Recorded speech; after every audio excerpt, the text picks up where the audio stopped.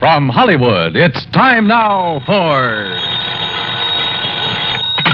Johnny Dollar. Pat McCracken, Johnny, Universal Adjustment Bureau. Oh, hi, Pat. Johnny, you've handled a lot of difficult cases for the companies we represent. You've done a magnificent job. Saved some of them a lot of money. Huh? Sometimes nipped things in the bud even before they've happened. Pat. And there have been times when you've given up personal plans to take them on at a moment's notice and without question. Listen, that bush you're beating around is getting pretty big. All right, then I'll get to the point. Johnny, why don't you take yourself a holiday at company expense? What? Lake Mojave Resort, maybe, where I understand you love to fish. At company expense, huh? That's right. Okay, Pat, I'll grab the first plane. Good boy. But, brother, just wait till you see the expense account I pile up for you. Why, Johnny? Because if I ever smelled a rat, believe me, it's now.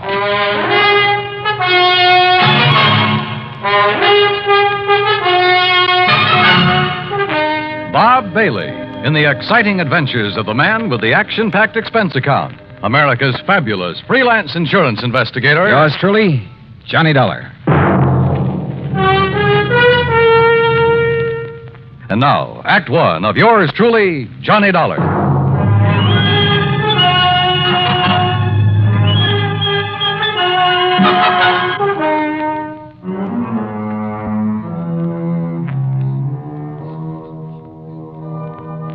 Expense account submitted by Special Investigator Johnny Dollar to the Universal Adjustment Bureau, Home Office, Hartford, Connecticut. Following is an account of expenses incurred during my investigation of the wayward trout matter.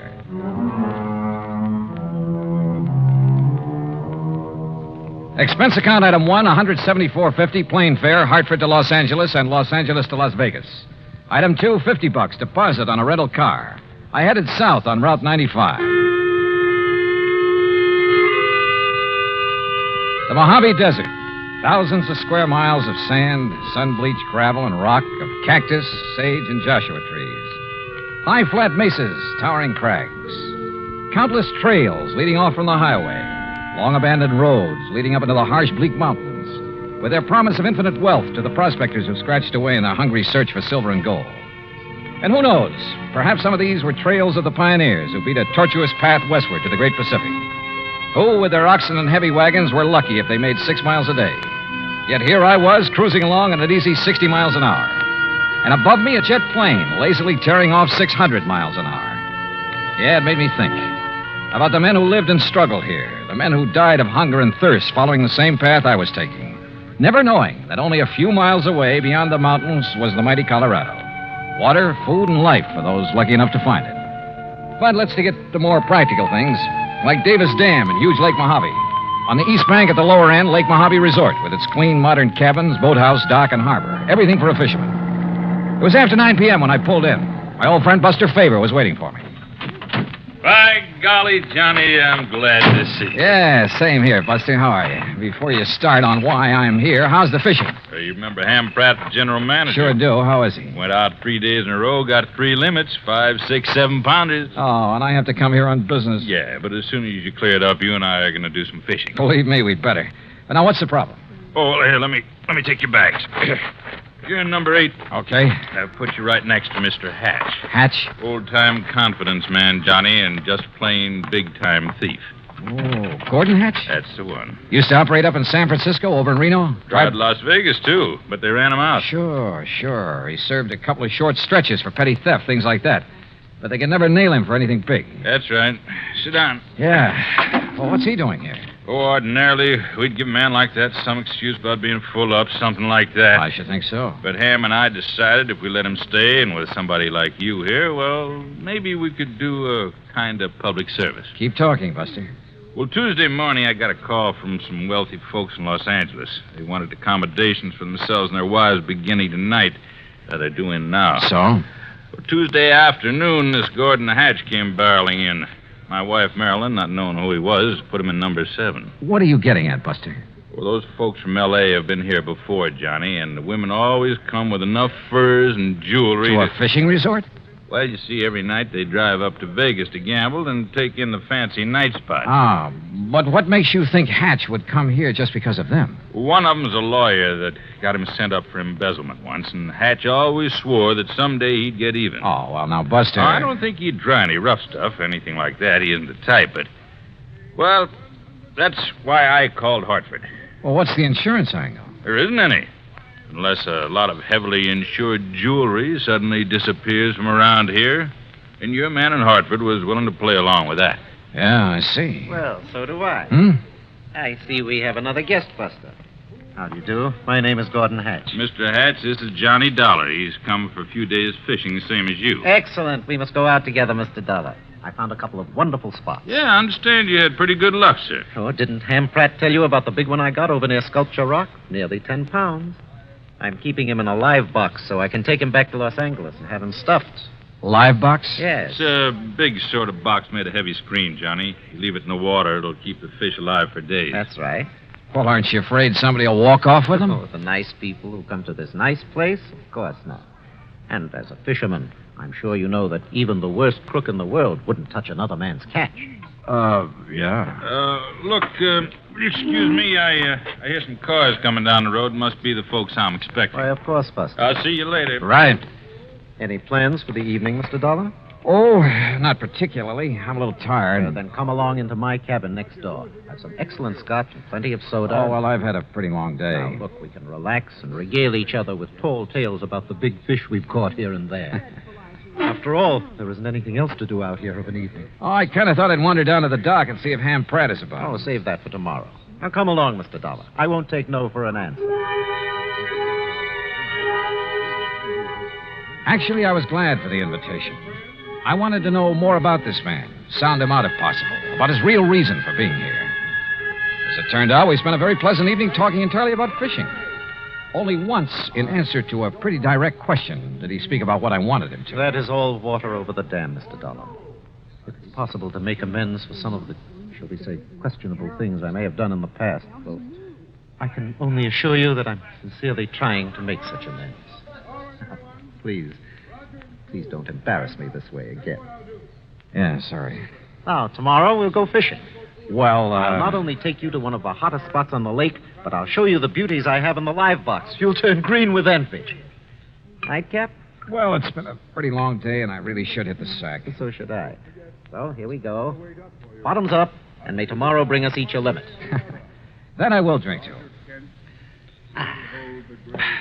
Now, there we are. And I'll see you at the crack of dawn. Sleep well. Right. Right? Wrong. Sure, I was tired. It had been a long day. But not long enough to make me drop off to sleep almost before I could get out of my clothes. That nightcap had a lot more than scotch in it. Yeah, I'd fallen for one of the oldest tricks in the world. And until I woke up, anything could happen.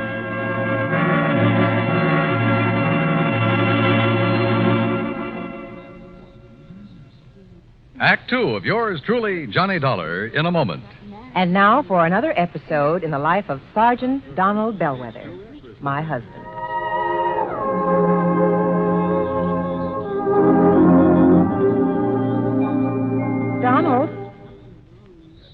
Donald.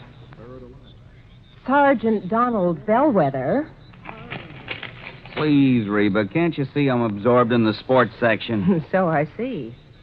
Who's the girl in the bikini? A shot putter? Look, what's the difference if she's an athlete or a Hollywood celebrity? Why do you insist on disturbing me while I'm reading? Did you drop off the laundry this morning? Yes, dear. Did you mail my letters? Yes, I mailed the letter.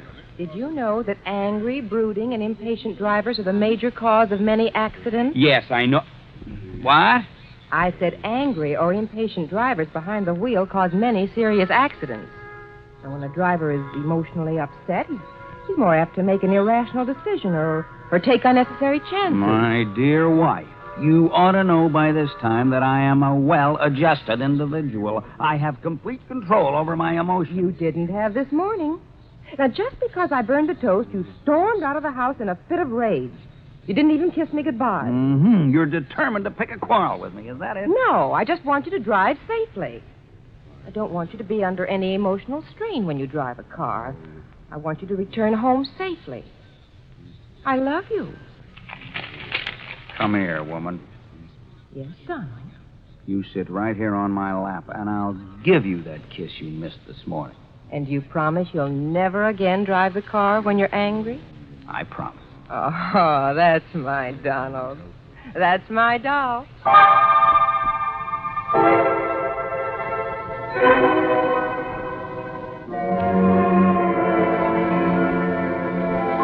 now, Act Two of yours truly, Johnny Dollar and the Wayward Trout Matter.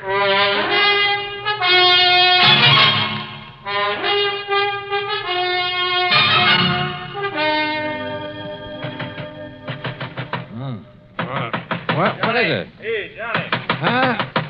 Oh, it's Buster. You all right in there, Johnny? Oh, sure. I'm all right. Here, look. Holy, what time is it anyway? Almost 9 o'clock. Oh, look at those big red eyes. You weren't kidding. I feel as though Where's Gordon Hatch? Went out fishing at the crack of dawn. Said you'd promised to go with him, but he pounded on your door and finally gave up.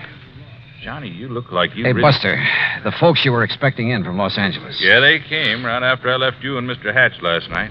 6 of them. I figured you wanted to be alone with Hatch to sort of feel him out. Yeah, I did. But is everything all right? Yes, so far as I know. The point is, did you learn anything from Mr. Hatch last night? Only that he claims to have turned over a new leaf, is now the soul of integrity. Yeah? Well, I wonder. You say he's out fishing, huh? That's right. You know where he went? Well, one of his favorite holes, the one I told him about, is in the big basin about 10 miles up the lake. What about the folks from L.A.? They're still asleep in their cabins. Look, Johnny, like I told you, Hatch isn't the kind of trying any rough stuff, even against Mr. Fellows, the lawyer who sent him up one time. And he's here with that party? He's the one that organized it, made the reservations. Now, listen, Johnny, I may be all wrong about Hatch. In spite of his threat to get even with Fellows? Well, I mean, maybe he's gone straight. He certainly acts like a nice enough guy. Yeah. Well, the only thing I can do is keep an eye on him. If he makes a play, I'll nab him. If he doesn't, well, my trip out here will have been wasted. Wasted? I thought you and I were going to do some fishing. Oh, well, now that's different. Ooh. Hey, I better get some breakfast in me. Yeah, sure. I'll tell Mary over at the cafe to have it ready for you. Yeah, okay, Buster. Sunny side up and with plenty of strong, dark black coffee.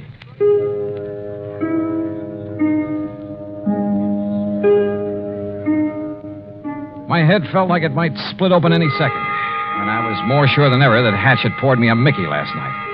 Yet he had expected me to go out on the lake with him this morning. Must have been nearly 10 a.m. by the time I'd showered, shaved, dressed, and joined Buster at the little cafe.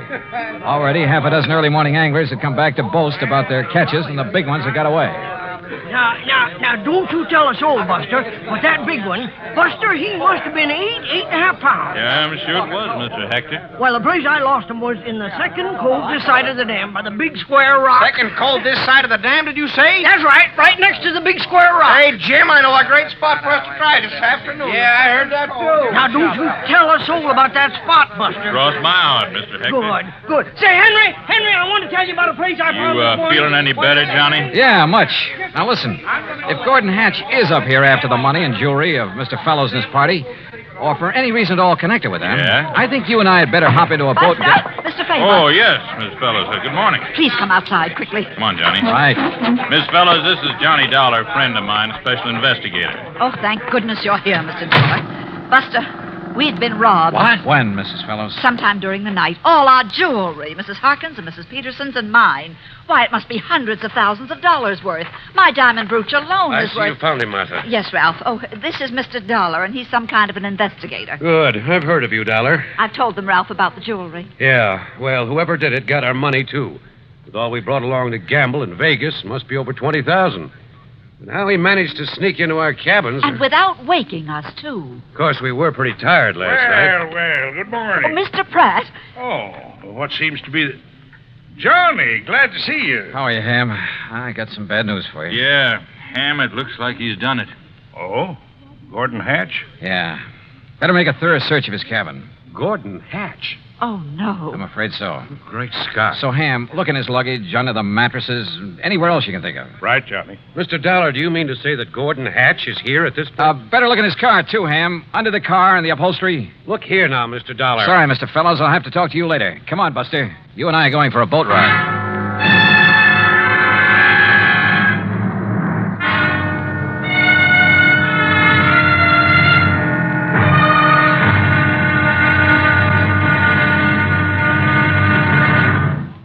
Act Three of yours truly, Johnny Dollar, in a moment. Do you know who Uncle Sam's lawyer is? If your answer is the Attorney General, you're absolutely right. But being legal advisor to the President and other governmental agencies is only part of his job. His main task is running the Department of Justice which makes sure that the laws passed by Congress are carried out and that lawyers are available when the government must be represented in court. Let me give you an example. Suppose there is some question concerning the amount or kind of tax you should pay, or suppose you and the government don't agree as to which of you owns certain land. That's when the Department of Justice steps in to represent the government side of the case. If anyone is brought to trial for counterfeiting, smuggling, gold hoarding, or passport forging, the Department of Justice prosecutes the case. It also handles all matters dealing with legal immigration. And all of this activity is the responsibility of an important member of the President's Cabinet, the Attorney General. Just as it is the duty of the United States government to protect each and every one of you, it is the duty of the Attorney General to protect the government of the United States. And now, Act 3 of yours truly, Johnny Dollar and the Wayward Trout Matter.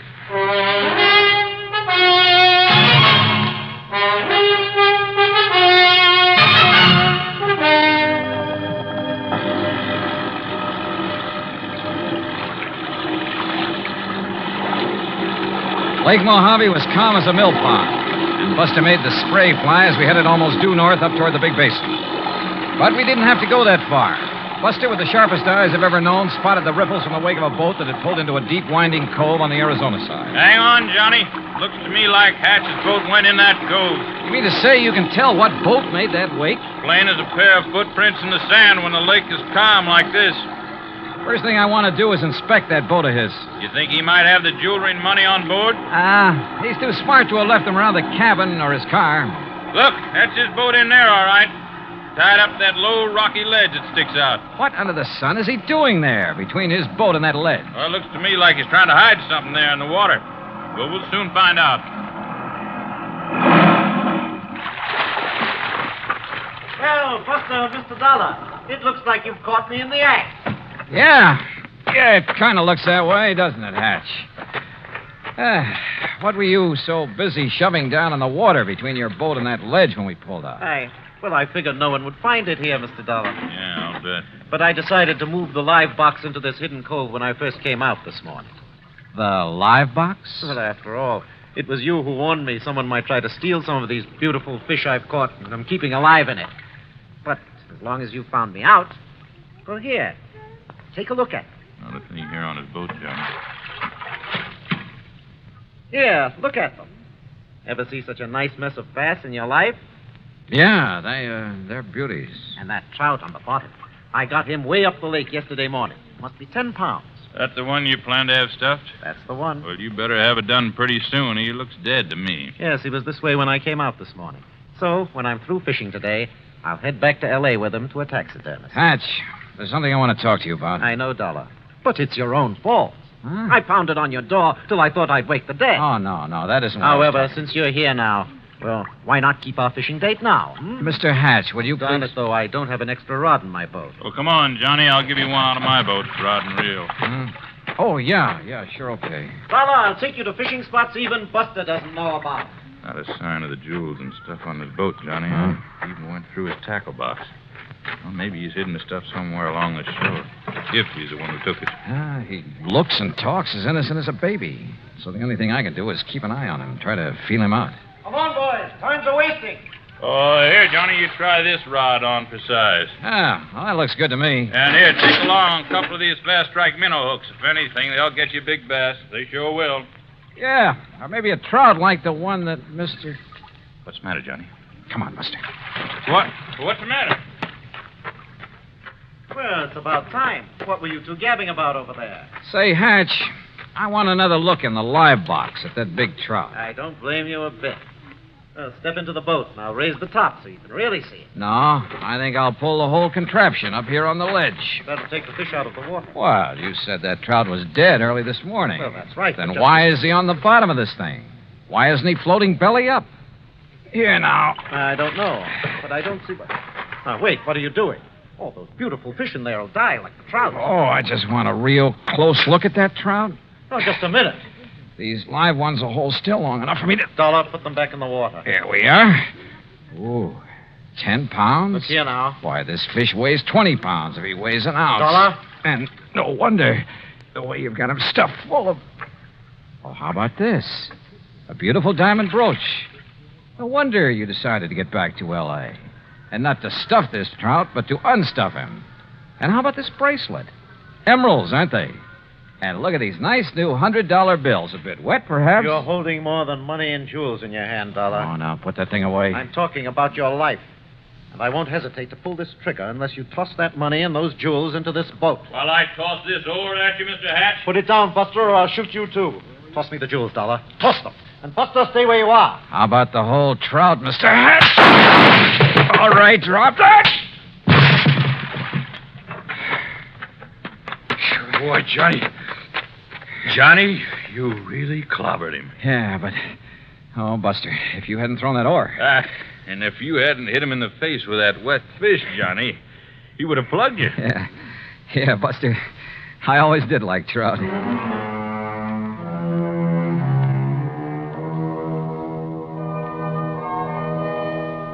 Expense account total, including boat and bait for 5 days of really great fishing, cabin rental and meals, and trip back to Hartford, $815 even. Yours truly, Johnny Dollar.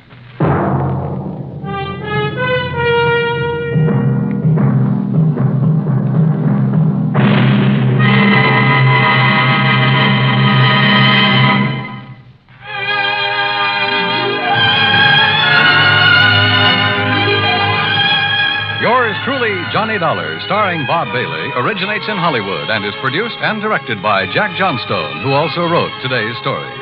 Heard in our cast were Eleanor Audley, Larry Dobkin, Barney Phillips, Edgar Barrier, Junius Matthews, Russell Thorson, and Alan Reed. Be sure to join us next week, same time and station, for another exciting story of yours truly, Johnny Dollar. This is Dan Cubberly speaking.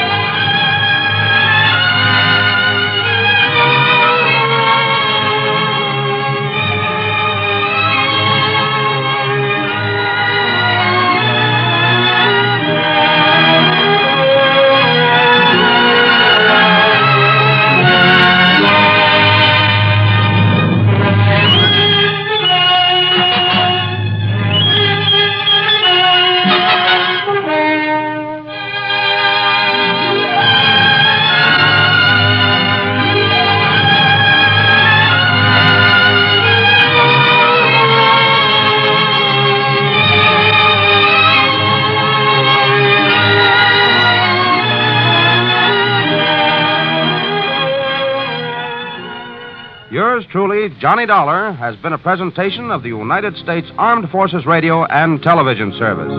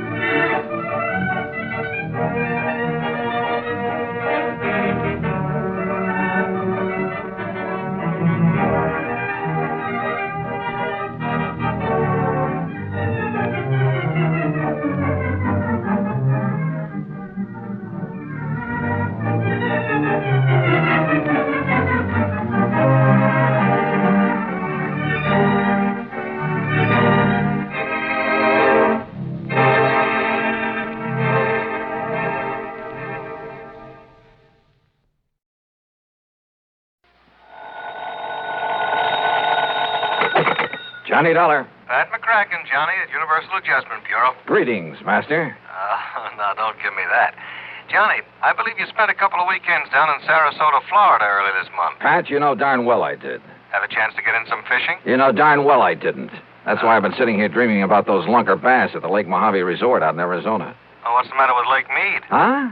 You know, the huge man-made lake that's backed up by Hoover Dam? Yeah, I know. A few miles this side of Las Vegas, Nevada.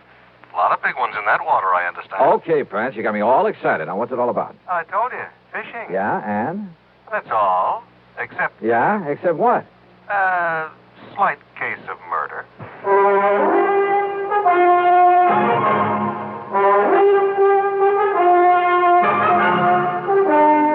Bob Bailey in the exciting adventures of the man with the action-packed expense account. America's fabulous freelance insurance investigator. Yours truly, Johnny Dollar. Here's actress Joan Bennett. It's terrible to try to act with a dreadful cold. To feel better quickly, I take 4-way cold tablets, the fast way to relieve nasty cold distress. Yes, tests of 4 leading cold tablets proved 4-way fastest acting of all. Amazing 4-way starts in minutes to relieve aches, pains, headache, reduce fever, calm upset stomach, also overcomes irregularity. When you catch cold, try my way. Take 4-way cold tablets, the fast way to relieve cold distress. 4-way, 29 and 59 cents. Now, a word about another fine product of Grove Laboratories. Had dandruff for years? Now get rid of it in 3 minutes with Fitch Dandruff Remover Shampoo. 3 minutes with Fitch regularly is guaranteed to keep unsightly dandruff away forever. Apply Fitch before wetting hair, rub in 1 minute. Add water, lather 1 minute. Then rinse 1 minute. Every trace of dandruff goes down the drain. 3 minutes with Fitch, embarrassing dandruff's gone. Fitch can also leave hair up to 35% brighter. Get Fitch Dandruff Remover Shampoo today. And now, Act 1 of yours truly, Johnny Dollar.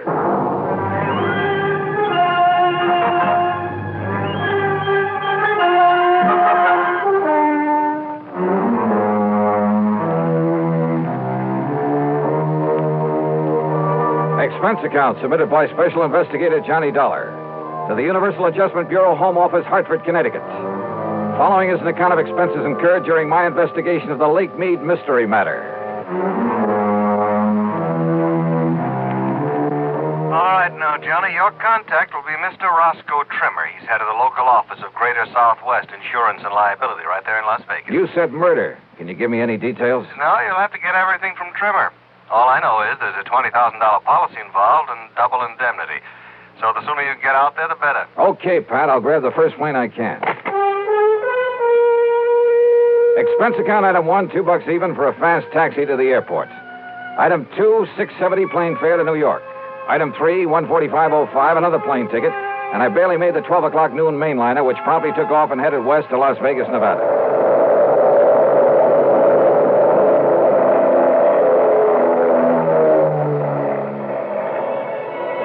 It was 9:45 p.m. Pacific time when we started the long glide down from a starlit sky to the landing strip at McCarran Field in Las Vegas, Nevada. I'll never cease to marvel at the nighttime view from the air of that fabulous city of chance.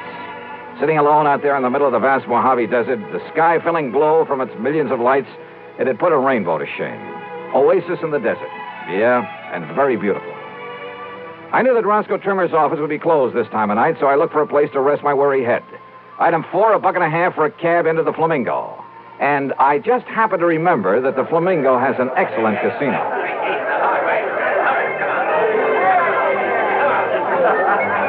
Now, I'm really not a gambling man in the usual sense of the word, but who can resist the lure of the dice and roulette tables, the blackjack, even the slot machines in a setting like this?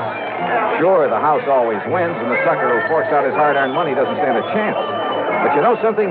After a few hours of play, I came out so far ahead that I won't even bother to list my food and hotel room on this expense account. I really cleaned up. How much?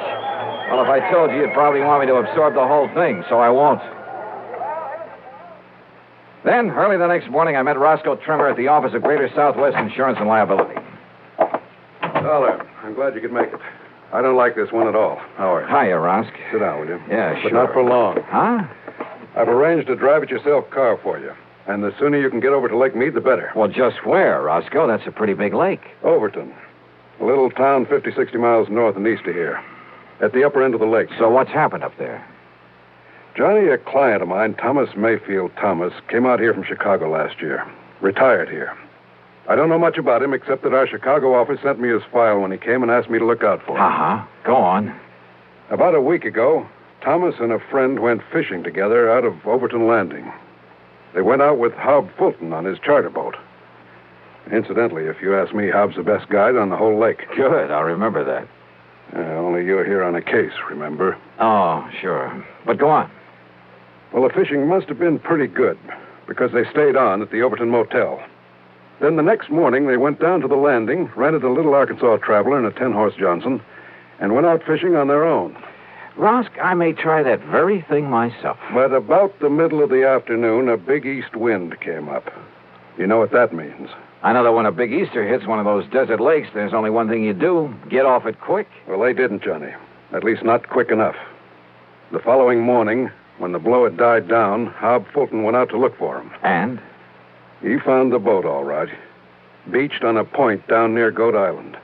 And Mr. Thomas's friend. What about Thomas? His friend says that Thomas went overboard when the squall hit him. Well, it's certainly possible. Yes, it is. Possible. The chomp on a lake like that can build up waves 8 and 10 feet high, enough to throw a man off any kind of a boat. Yes, I know.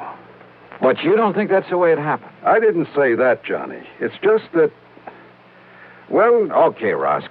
What was his fishing pal's name? Charlie Wentworth. Does that mean anything to you? No. Well, I'm afraid I don't know very much about him either. Except that he, too, came here from Chicago. Arrived in town about 2 weeks ago. I take it that's where he knew Thomas, back in Chicago. Yeah, apparently. Well, what about him? What does this Charlie Wentworth do? Apparently nothing. But hang around the gambling joints. Oh, he does a little dealing and shilling for some of them now and then. There's talk he's been making illegal book on the races, though nobody's pinned it on him. So, in your book, he's an undesirable character. That's right. But is that reason to suspect he took Mr. Thomas out on that lake and murdered him? Now, Johnny, there's been a lot of worry around this town about some of the people who've come out here recently from Chicago. You know, ever since those investigations began back east. So what? Does that mean everybody who comes from there is a killer? No, of course not. But a man who doesn't really work for a living, you know, just spends all his time around the gambling tables, has no visible, regular means of support. Thomas was retired. Maybe Charlie Wentworth is, too. Oh, Johnny. Besides, who knows? Maybe Thomas will show up. Maybe he swam to shore and is plotting his way back through the desert. Oh, now, you know the odds against a city man surviving out there. Well, does anybody really look for him? Everybody. The police, the National Park boys, everybody. Not only in boats, on foot, but they even use planes and a helicopter. They found no trace. Well, that still doesn't prove anything. Tell me this. Are the police holding Charlie Wentworth? No, they're not. Which means they don't feel they have any reason to. But you still think I ought to investigate? Yes, I do. Roscoe? So do I.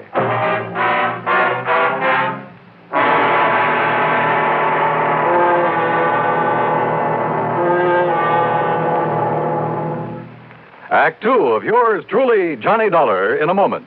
Hey, Dad, did you check your car filters today? No, son, I didn't. Why? Because it might pay you $1,000. $1,000 for a car filter? That's right, folks. You may have a filter under the hood of your car worth $1,000 and not even know it. A Fram filter worth 1,000 silver dollars. A regular filter change is important to today's cars.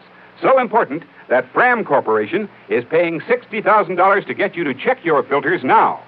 Last year, in preparation for Fram's silver anniversary, 10,000 secretly numbered Fram filter cartridges were distributed all over the United States and installed in cars during regular servicing. These filters are worth from $1 to $1,000. You may have one in your car right now and not even know it. Check your oil filter and air filter now. If there's a specially numbered Fram filter in your car, you will win up to 1,000 silver dollars, and your dealer will win the same amount. Get in on Fram's big silver treasure hunt. Check your car filters now. And now, Act 2 of yours truly, Johnny Dollar, and the Lake Mead Mystery Matter.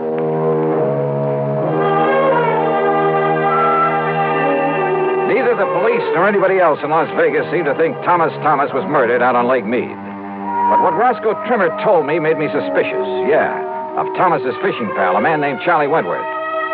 Expense account item 5640. I telephoned to my old friend Ken Bugby, reporter on the Chicago Citizen News. Thomas? Yeah, that's right, Ken. What can you tell me about him? Well, not everybody knew it, Johnny, but he was a mouthpiece for the old Moretti mob. That was some years ago. Oh? When they started the big cleanup, well, either Thomas couldn't or just plain wouldn't get him off the hook. Let them all go to jail. Then he settled down and retired in his home out in Elmhurst. Well, he's certainly not there now, Ken. No, about a year ago, he suddenly sold his place, packed up, moved out west somewhere. Why? Do you know? Change of climate, I guess. What about him, Johnny? Ever hear of Charlie Wentworth? You kidding. He was one of Moretti's trigger men. Casual Charlie, they called him. You, know where he is now? Oh, they sent him up to Joliet prison along with the rest of the mob. Those boys will be in the clink the rest of their natural... Oh, wait a minute. Yeah? Casual Charlie and Snooty Wilson were released. Yeah. And, hey, that was just about the same time that Thomas moved away from here. If that means anything. Baby, I got a hunch it means everything. Oh? Like what, Johnny? Thanks a lot, Ken.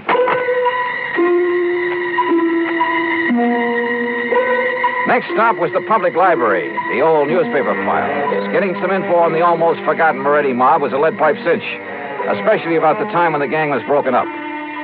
And apparently, when Lawyer Thomas saw the jig was up for his boys, having made his pile, and to keep himself out of trouble, he left them flat. He'd let them get sent to the pen without raising a finger in their defense. So don't tell me that a mobster wouldn't want to get even with the guy who'd let him down. Sure, Charlie had killed Thomas. I was sure of it without even seeing him. But to prove it, without the corpus delicti, I spent item $632 even on some equipment at a sporting goods store. Then I drove north on Highway 91 to the quiet little town of Overton. There I learned that for once, Hob Fulton, the fishing guide, had a free day on his hands, that he was down at the lake some 12 miles east of the town. I met him at the dock, and within a few minutes we were on board as Higgins runabout and heading south. Lake Mead is a tremendous thing, something like a 550-mile shoreline, the biggest man-made body of water in the world, I believe. Just thinking about the record-breaking largemouth bass that have come out of that lake fairly made my mouth water. I carefully checked out the equipment I'd brought along. So you spent a lot of good money renting that stuff from Shelby's Sporting Goods down in Vegas, huh? Yep. Well, where's the spear? Bob, I don't think I'm going to need a spear. I don't think you can need any of that stuff. You ask me, Dollar, if you want to catch fish, borrow one of those rigs I brought along. Bob, I just want you to take me to the same spot you took Mr. Thomas and Charlie Wentworth. Too bad about that, Mr. Thomas. I got him a lot of nice bass, though. You know, fishing only the real deep holes. That's where they are this time of year. That's what I figured. If only they'd had sense enough to come back in that next day when the wind started to blow. Did they seem to get along all right, Hob? I told the police about that, Mr. Dollar, but I guess it didn't mean anything. Told them about what? Well, you ask me. Mr. Thomas wasn't any too happy fishing with Charlie Wentworth. But Charlie kept saying, let bygones be bygones, and let's enjoy the fishing, so... When you found Charlie in the boat the next morning, was there tackle still in it? Have you ever seen this lake when there's a big blow from the east, Mr. Dollar? I've seen Lake Mojave when it's been that way, but you haven't answered my question. No, sir. Their tackle boxes got thrown overboard along with everything else. Even that big one of Charlie's. Dollar, he had enough stuff in that thing to sink the Queen Mary. He did, huh? Like what, Hob? Well, I didn't poke around in it. When I heisted on board. Oh, look. There's the glory hole. First place to stop for him. So if that's what you want, that's where we'll start. How deep is it? Oh, I'd say about a 3.5. A 3.5? Well, you know how high a fair-sized tree is. Glory hole's about a 3.5. Oh, I see. Johnny, if you're going to use that rig you brought along... I'll just pull up to the same spot you showed them where to fish.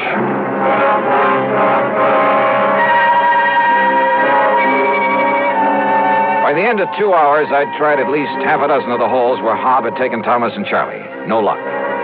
Then we went 4 or 5 miles further down the lake and pulled up just below Goat Island, just below the big rock slide. Deepest hole in this part of the lake, Dollar. Must be near the 5 trees. A lot of ledges down there on the sides of it, so you better go kind of easy. I covered every inch of that hole, with the aid of a powerful waterproof headlamp I'd brought along. Then finally I came back up to the surface. That's right, I said came back up to the surface. Here, Johnny, let me give you a hand back in the boat. No, thanks. I'll rest you in the water for a minute. That's a pretty deep hole. Yeah, but how you ever expect to catch bass in that skin diving rig without even a spear? Hand me a long rope, Hob. I found it down there. Huh? Yeah, on a ledge about 50 feet down, lashed onto that heavy tackle box you were talking about. That's what made it sink. What are you talking about, Johnny? The body of Thomas. What? Yeah, and there's a bullet hole right between the eyes.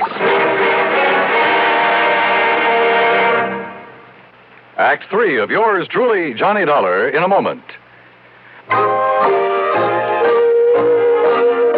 Be sociable, look smart, keep up to date with Pepsi, drink light, refreshing Pepsi, stay young and fair and debonair, be sociable, have a Pepsi. When friends drop in, let your hospitality show you're sociable in the modern manner. Pepsi, you know, is the favorite of the smart and young at heart. Be sociable, look smart, keep up to date with Pepsi, drink light, refreshing Pepsi, stay young and fair and debonair, be sociable, have a Pepsi. Have you tried a Pepsi lately? And now, Act 3 of yours truly, Johnny Dollar. I took the body of Thomas back to headquarters in Las Vegas and hung around long enough to hear Dr. Richard Fallon say the bullet hole was definitely made by a .38 and at close range. To hear Police Captain Willis say there'd be no action taken until the bullet could be removed for study. But I knew he'd change his mind when he had time to think about it. So I left headquarters and started making the rounds of the gambling casinos. Luck was with me. At the second place I stopped, one of the public joints on Fremont Street. Maple winner, everyone. It's 34, red and me band. Well, 34 it is. Have you seen him around here today? Yeah, that's Charlie Wentworth. They just come in the door, mister. Thanks. All right, ladies and gentlemen. Excuse me, please. Take you back for the Pardon me, will you? May I get through here, please? Thank you. Excuse me. Charlie Wentworth? Yeah, Buster? Johnny Dollar, insurance investigator. Here's my credentials. Oh, yeah. I guess you want to talk about my pal, Tommy Thomas, got drowned over in Lake Mead last week. Is that it? Yeah, something like that. Buster, that was an awful thing, him going like that. He was an old buddy of mine. Was he? Sure was. An old buddy. Hey, why don't we talk over in my room, huh? Too much noise around here. Okay by you? Sure. Why not?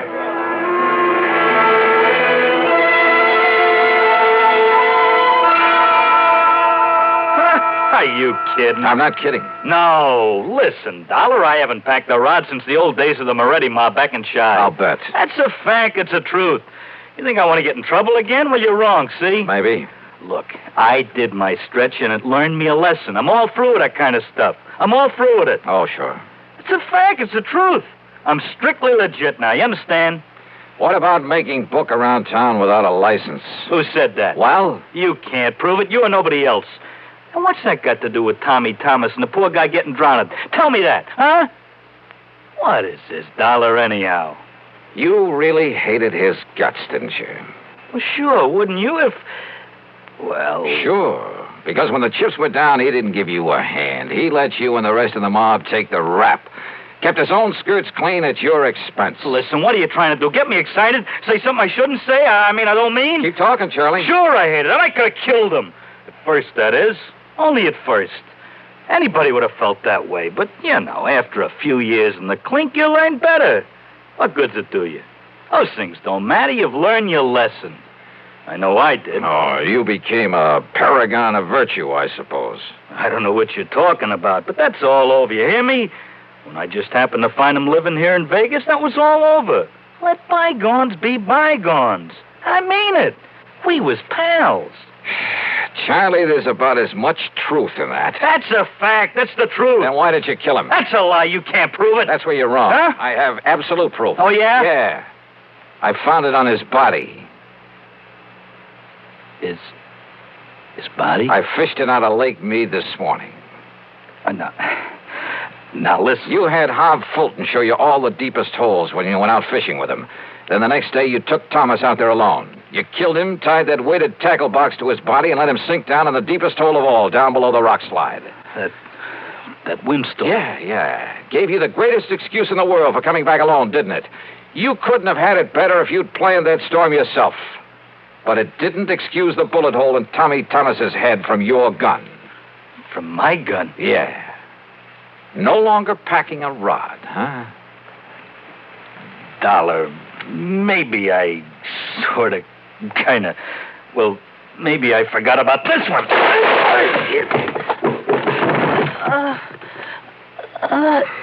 Trigger man, huh? You're a lousy shot. And pretty slow draw, thank heaven. You know something? Now I think I have got proof. Yeah, this gun of yours.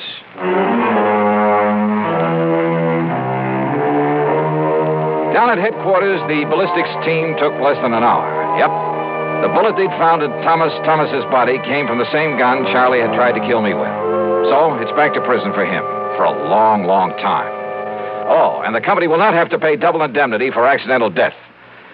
Expense account total, including a couple of days of excellent fishing with Hob Fulton and the trip back to Hartford, $196.45.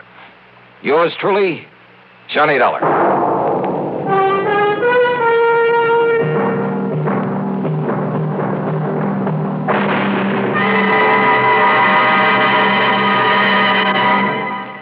Our star will return in just a moment. I'm used to medium-priced cars, but most of them raise prices way up for $59. Now what do I do? Come test our best, the Ambassador V8 by Rambler, the luxury car that did not raise prices. I've always bought medium-priced cars, but now they're just too long to handle, too hard to park, too big for my garage. Come test our best, the luxurious Ambassador. So compact, it outturns, outhandles, and out-economizes other medium-priced cars. Just what is the Ambassador? It's the compact luxury car, finest product of American Motors. Ambassador has generous shoulder room, hat room, and leg room, and no awkward hump in the middle of the floor. Ambassador offers personalized luxury, individual front seats that adjust to each person's exact leg room, adjustable headrests, 270 V8 horsepower, best power-to-weight ratio in the medium-priced field, air coil ride. It's the finest car ever priced so close to the lowest. Come test our best, the luxurious Ambassador V8 at Rambler dealers. Now, here's our star to tell you about next week's story. Next week, a little boy in a small New England town leads me to tangle with a killer. Join us, won't you? Yours truly, Johnny Dollar.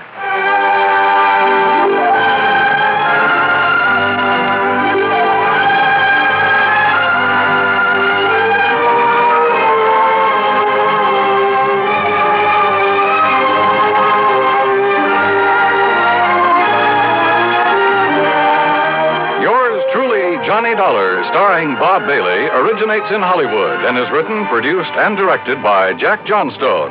Heard in our cast were Larry Dobkin, Bartlett Robinson, Frank Nelson, Harry Bartell, and Gil Stratton, Jr. Be sure to join us next week, same time and station, for another exciting story of yours truly, Johnny Dollar.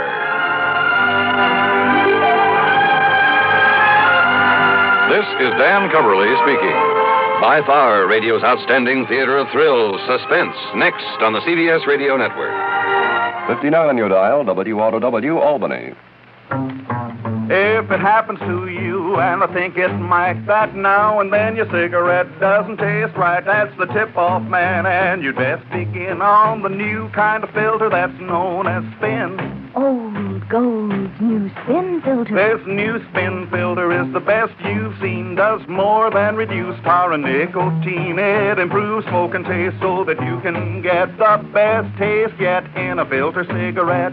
Old Gold's new Spin filter. Test for taste, try your present brand against Old Gold. Test for taste, and it's 10 to 1 that you'll be sold. Test for taste with a cigarette, a carton, or a pack. Test for taste, find the flavor all the other filters lack.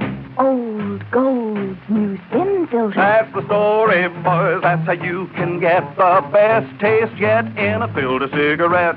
Old Gold's new Spin filter. 5:30. And Johnny Dollar. Earl Foreman, Johnny. Oh, hi, Earl. How are things down in sunny Florida? I don't know. You what? I'm calling from Green Mountain Falls, Colorado. What under the sun are you doing out there? Fishing trip? Hardly. Because if it is, I'll join you. I want you to join me, all right, but no fishing. I got a problem, Johnny. One of my important clients has disappeared. Ah, I see. Okay, Earl, I'll grab the next plane.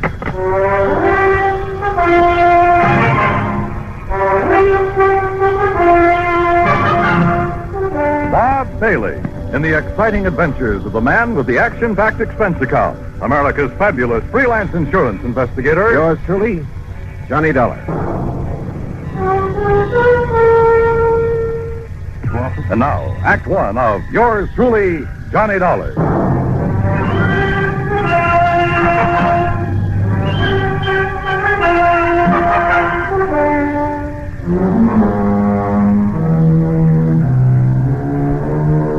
Expense account submitted by Special Investigator Johnny Dollar.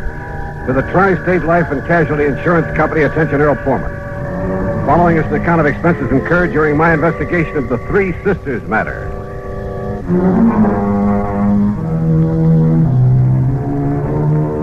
Expense account item 1, $151.80, transportation to New York, then airfare and incidentals to Colorado Springs. Earl met me at Peterson Field, the municipal airport. Oh, I'm glad to see you, Johnny. Hi. Toss in your bags and hop in. Okay, sure. And where's this Green Mountain Falls you call from? A little place about 12, 13 miles east of here. I'm staying at the Lucky Four Ranch. One of the last places Rolanov was seen. Rolanov? Misha Rolanov, the concert pianist. Oh, no. Oh, sure. Yeah, I've heard of him. He has a little place up on the mountain just back of the Lucky Four where he and his daughters live when he's not on concert. Daughters? How many? Olga, Maria, Ada. Now, here's what happened. Rolanov and the girls, well, they're really stepdaughters, by the way. Oh, where's the mother? She died some years back. Well, anyhow, they arrived up here about 10 days ago, right after his last concert swing over in Europe. Well, what does he do when he's up here? He and the girls just loaf. Oh, he has a piano in his cottage to keep him practiced, that's all. And now you say he's disappeared. You see, Johnny, he was fond of taking long walks. This is pretty good hiking country. Oh, I can see that all right, if you're part mountain goat. Yeah. Well, anyhow, 3 days ago, right after breakfast, he started out on his usual morning walk. He stopped in for a second cup of coffee with Ray Schmischny and his wife. Who are they? Ray and Glee run the Lucky Four. Oh, yeah. Well, go on. Well, that's all. That was the last time Rolanov was seen. Well, has any kind of a search been made? Yes, and that's not easy terrain to search. There's been quite a bit of snow, too, enough to cover up any tracks he might have made. All right. Do you know of any reason he might have wanted to disappear? No, I don't think so. I knew him very well, Johnny. I've known him for years. Of course, he occasionally got fed up with having 3 girls around his neck all the time. Silly man. Well, that who wouldn't, but he loved them, I'm sure. Especially Ada, the youngest. She's a brilliant pianist. Hey, Earl, tell me, how did the girls feel about him? Really feel about him? Oh, now, just a minute. Well, you said yourself they aren't his own blood. Well, just wait till you meet them and decide for yourself. Yeah, Earl, I will.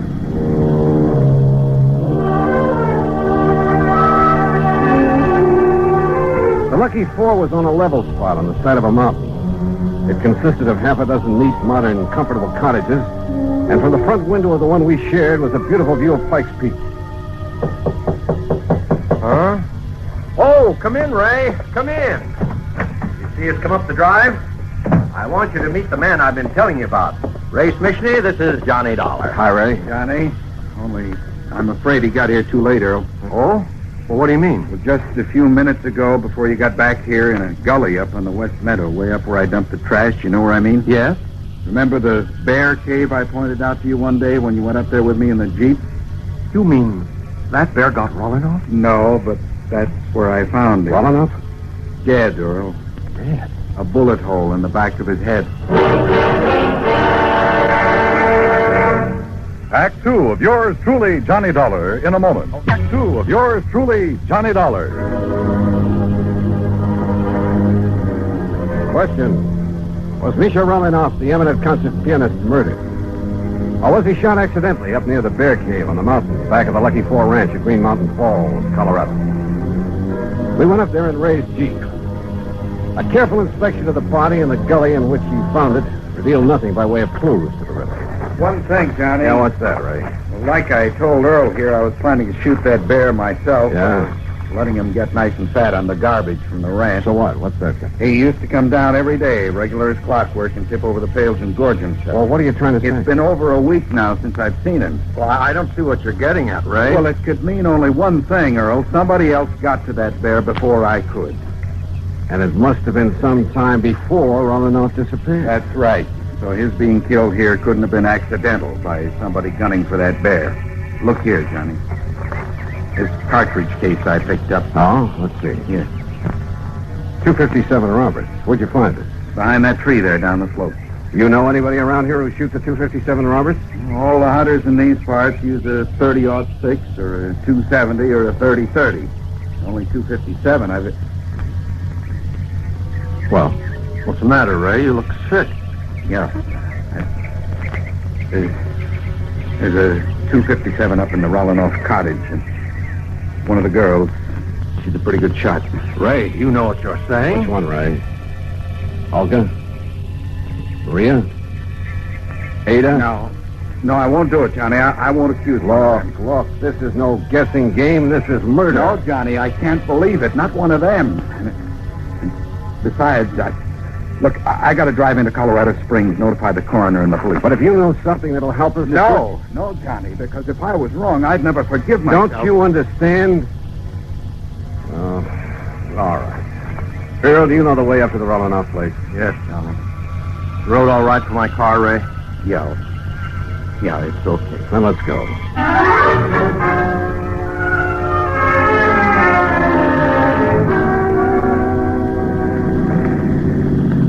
Hey, take it easy, Earl. This road isn't much wider than the car. I know it. Rolinoff Cottage is right up in that clearing, middle of that big meadow. You know those daughters, stepdaughters.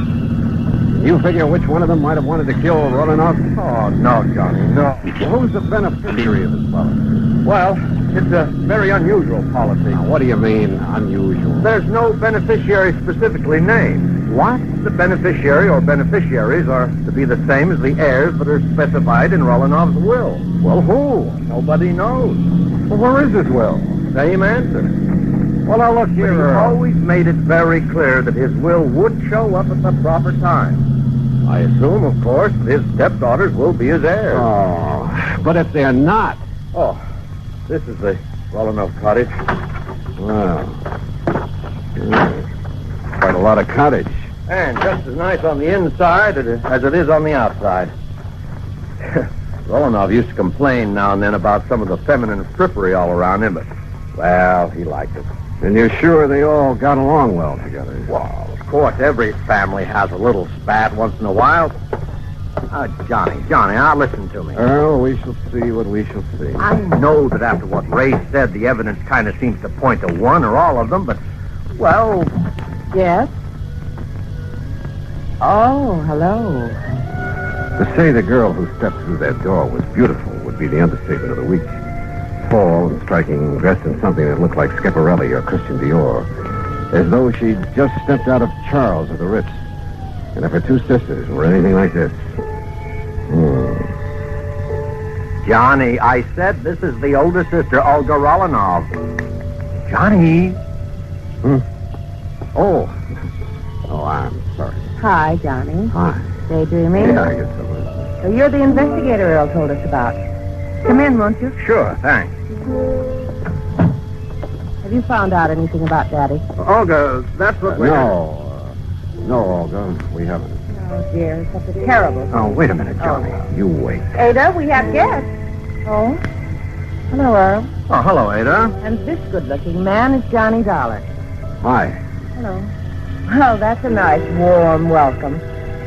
Ada, why don't you go in and fix your hair? You look a fright. That plain old house dress, really. What's that you're playing, Ada? It's the last thing Daddy wrote.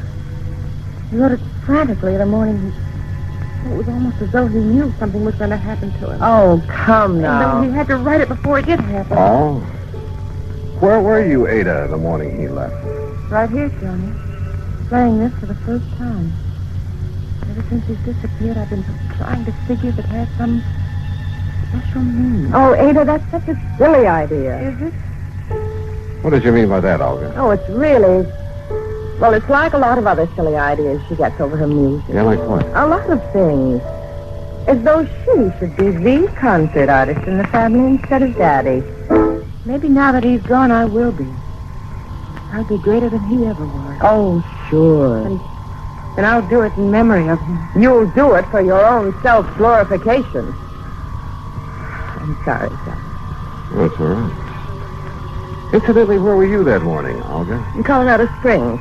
I went shopping right after breakfast. Or rather, window shopping. Oh. I need some new things so badly, and... Well, you know, I have to keep up with the styles, or I'd look like our poor little artist here. Oh, yeah. So, where was your other sister, Maria? I don't know. Oh, Ada, stop that! When I left the house, she and Ada were doing the dishes. Well, you weren't helping. I told you, Johnny, I had to go into the spring. Oh, yeah. Where is she now? Oh, Maria's probably out in the hills somewhere, tramping all Maria's right here, Olga. Hello, Earl. Well. Oh, come in, dear. This is Johnny Dollar, the investigator Earl said that he was getting. Yes. So I see. Well, investigator? I saw two. And I didn't like what I saw. Maria was dressed in khaki shirt, breeches, and hunting boots. And hanging in the crook of her arm was a high-powered hunting rifle.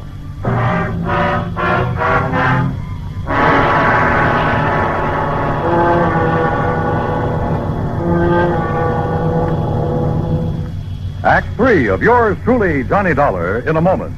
Act 3 of yours truly, Johnny Dollar, and the Three Sisters Matter.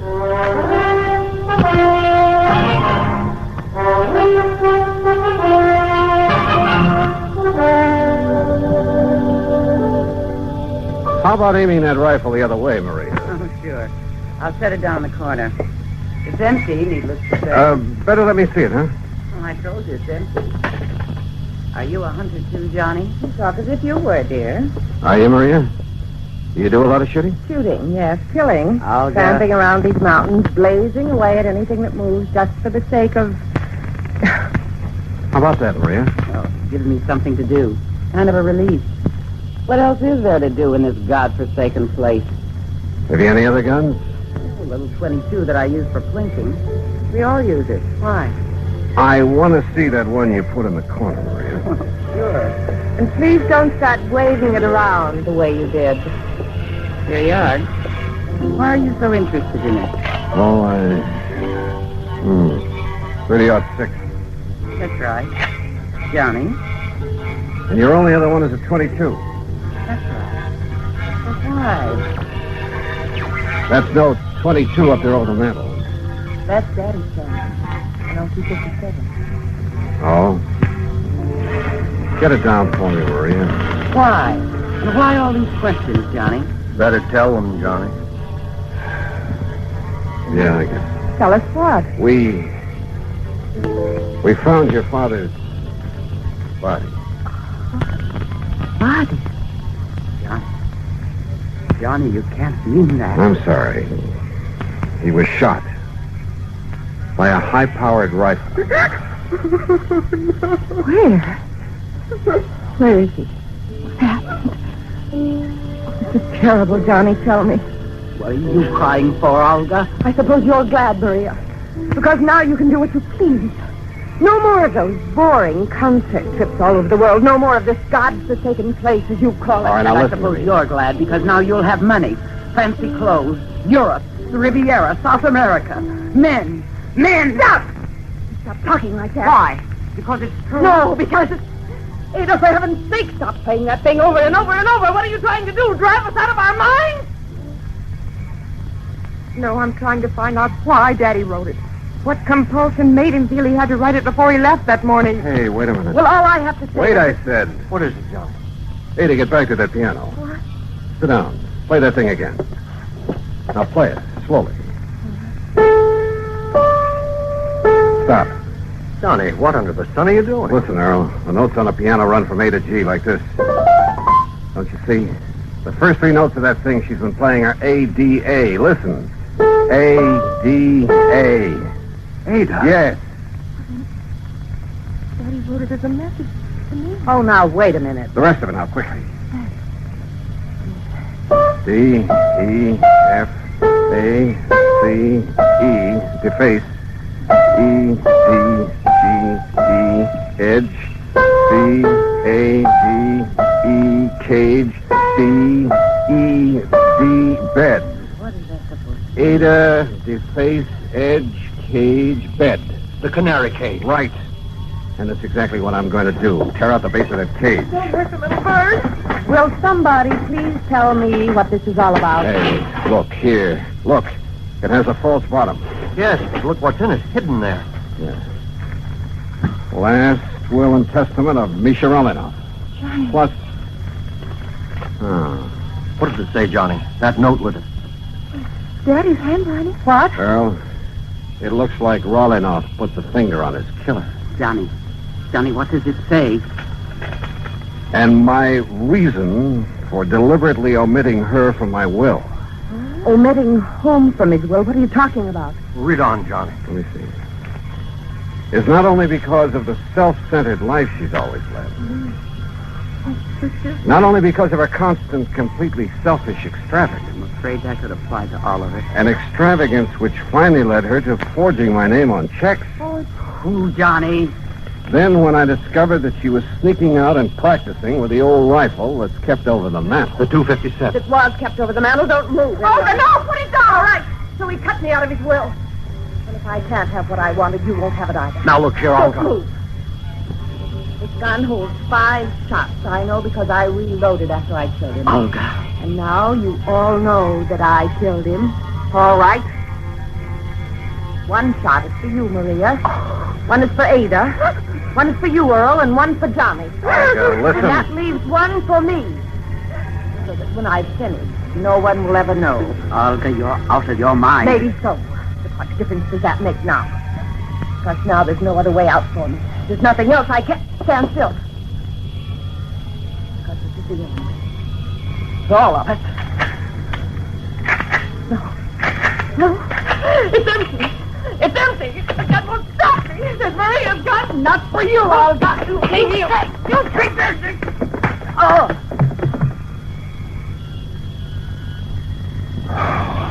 Thank God somebody emptied the bullets out of that gun. Yeah. Maria? Yes, Johnny. Ada and I, we didn't want to believe it. We tried not to, but I guess we knew that when Daddy disappeared, she must have somehow said something like this might happen. And she did kill him.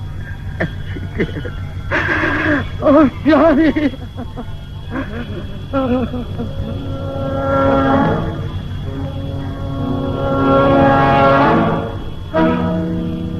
Why? Why? What kind of a mind could be so twisted? Expense account total, including fare back to Hartford, $351.20. Remarks? None. Yours truly, Johnny Dollar.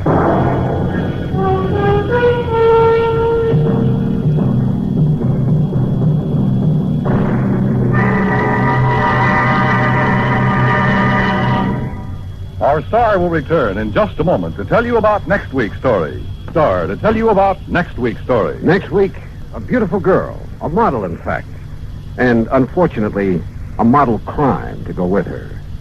Join us, won't you?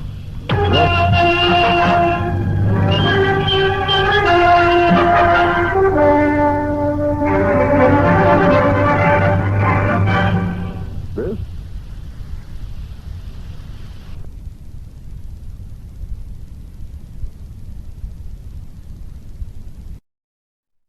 From Hollywood, it's time now for Johnny Dollar.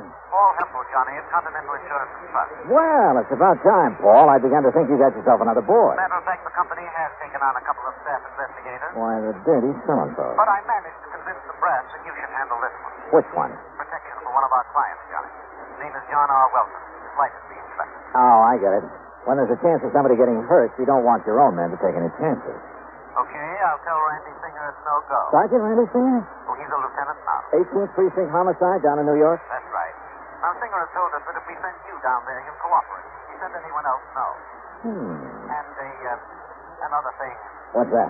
There'll be a nice fee in addition to your expense account if you manage to keep this man Wilson alive. Oh? How much? $2,000. $3,000. $2,000, John. Well? Well, it's been a long time since I've seen Randy Singer. Maybe I ought to run down there and say hello.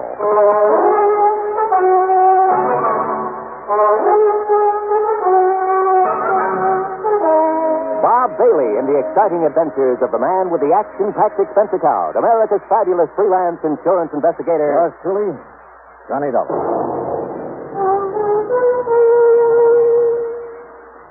And now, Act One of yours truly, Johnny Dollar.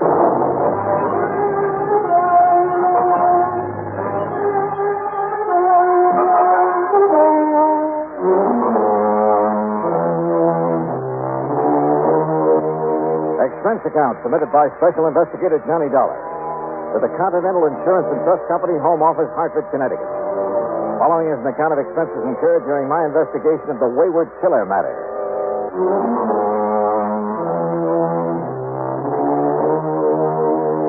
Expense account item 1627, fare to New York and taxi from Grand Central Station to 18th Precinct headquarters in East 40. My old pal, Sergeant Randy Singer, Lieutenant Randy Singer, pulled a long face. Now I know my luck has run out. Hi, Randy. Well, what are you beefing about this time? You might as well sit down, I guess. Okay, sure.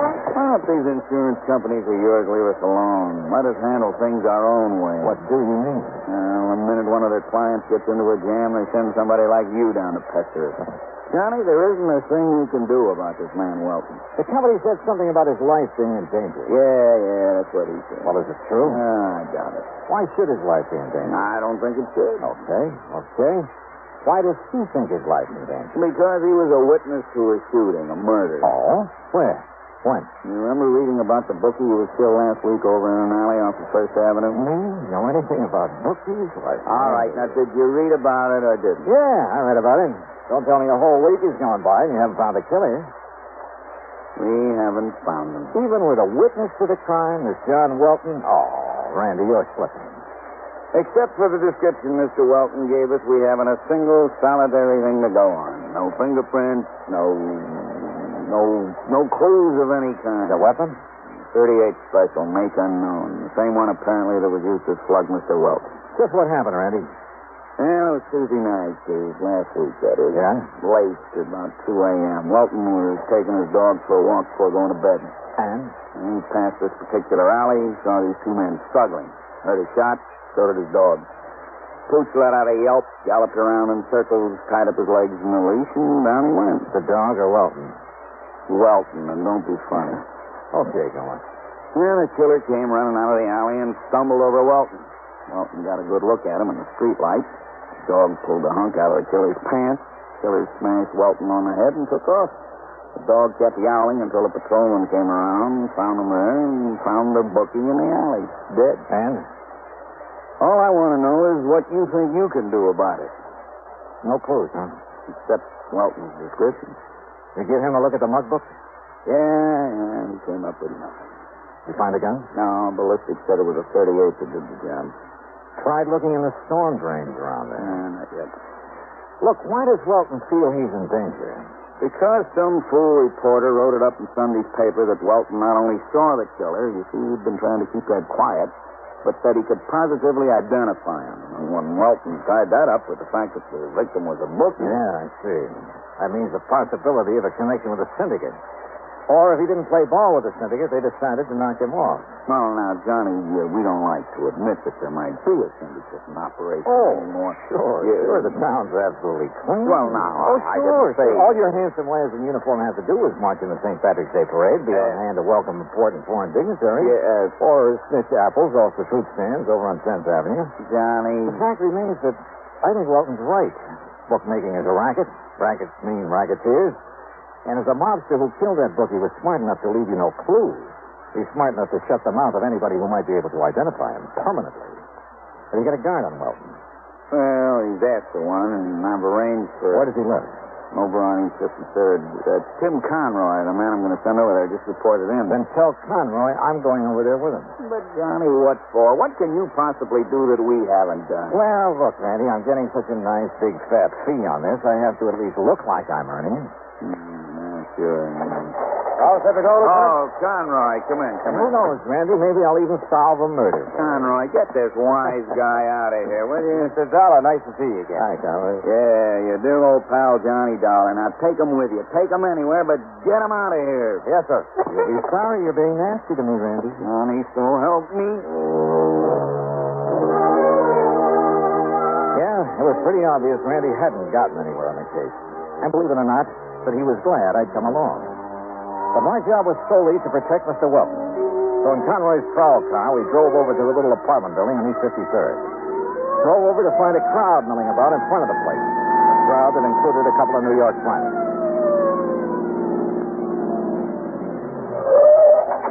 Come on, please. Wait away. Come on, Johnny. Something's happened to you. Yeah, and I shudder to think what it might be. Wilson! McCarthy! What's happening around here? You're a little late, Conroy. What's up? Well, don't you see him laying there? What? Who is the officer? Man named Welton. John R. Welton.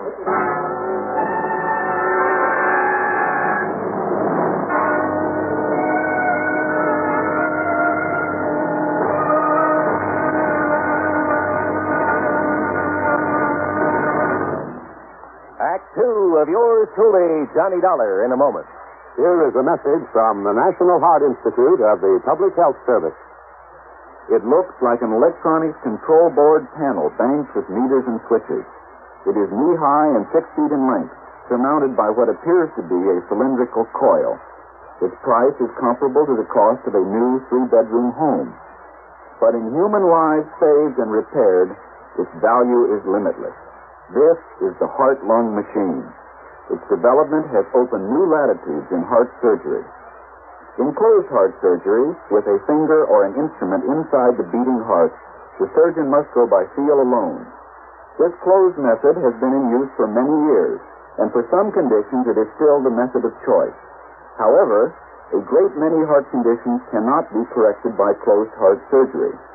Only with the development of the heart-lung machine has correction of many of these conditions become possible.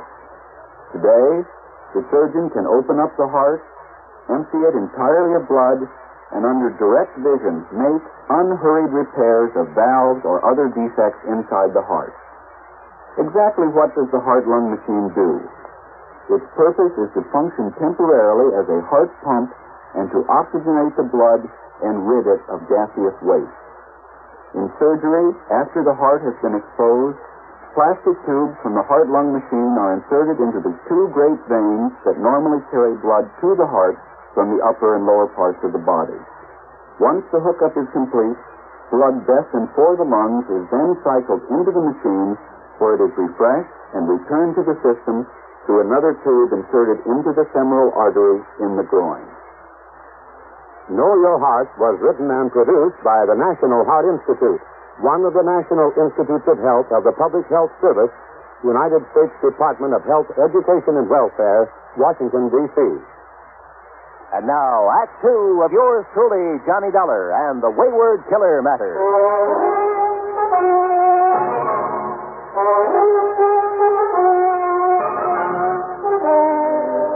It looks as though I got there too late.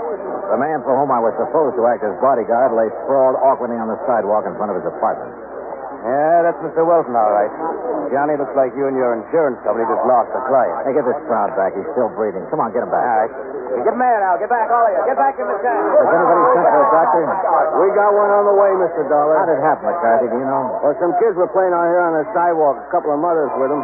They heard a lot of noise up in Mr. Welton's apartment. Up there on the second floor. What kind of? You see up there where the windows broke out of the frame? Yeah, I see. What kind of noise? Like a big fight, they said. And Mr. Welton yelling for help. He was yelling bloody murder, they said. They hear anybody else? Anything else? No, sir. Not even the dog. You sure?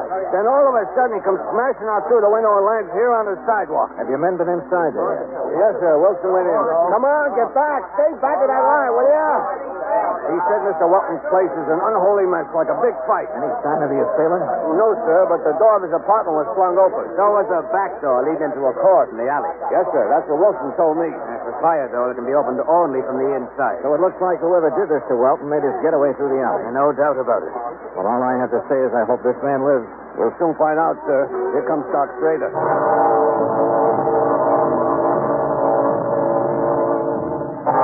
Schrader made a quick inspection, then had us take Welton up to his apartment on the second floor. Fortunately, he wasn't hurt badly. No bones were broken. All right, boy. All right. Your master's going to be okay. Just lay yourself down and you fill it. Well, quite frankly, Mr. Dollar, I think that it's shock more than anything else. After all, thrown out of a window, even if he did suffer only a few bruises and contusions. Yeah, Doctor, I see what you mean. Down, boy. Down. How long before I'll be able to talk to him? Well, the sedation I've given him should keep him asleep until... say mid-afternoon. After that, you and your chief can question all you want. My chief? Aren't you working under Lieutenant Singer? Yeah. Maybe I am.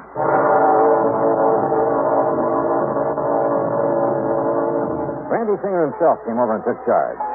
While John Welton slept, he and his men closed off the alley and went over it with a fine-tooth comb.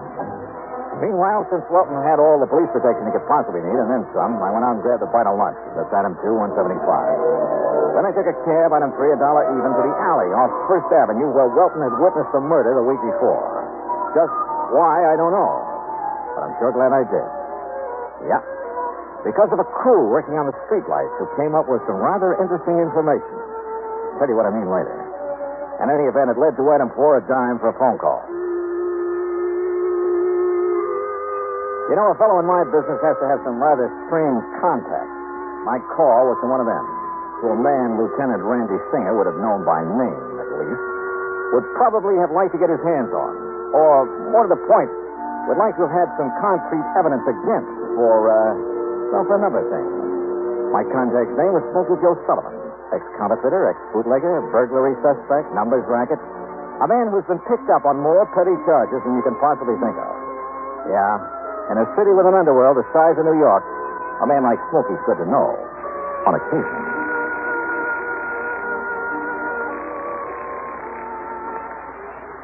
Yeah? Smokey? Yeah? This is Johnny Dollar. Yeah? How would you like to pick up a fast $100? Depends. Johnny Dollar, huh? That's right.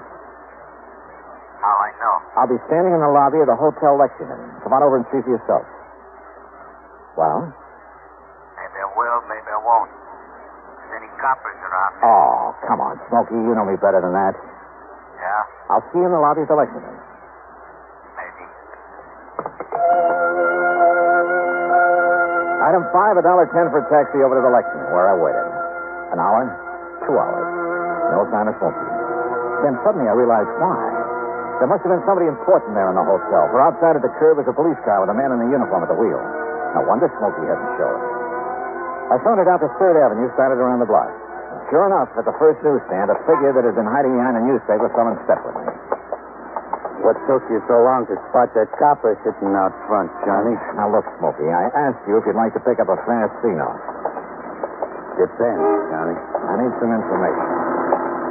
What kind of information, Johnny? You been taking any bets on the horses lately? Guy has to make an honest buck now and then. Have you been working through the syndicate? Now, Johnny, you know you don't ask questions like that. But if the information I want is in the books of the syndicate... You don't want me to play stoolie. You know me better than that. Okay. Ask me questions. Yeah. Here's 20, 20, 50. You said a C-note. You get the rest when you get the dope for me, if there's any to get. Okay. Go ahead. Ask me. All right.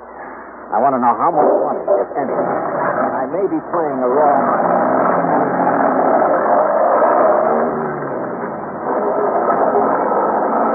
Okay, Johnny. If I find out anything. Good. You call me on the phone again. Maybe 3:30, 4 o'clock. Good. And Smokey. Yeah? If there is such information to be had, and you get it, maybe I'll double that deal.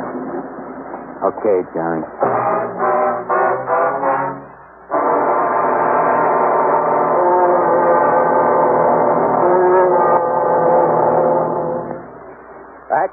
of yours truly, Johnny Dollar, in a moment.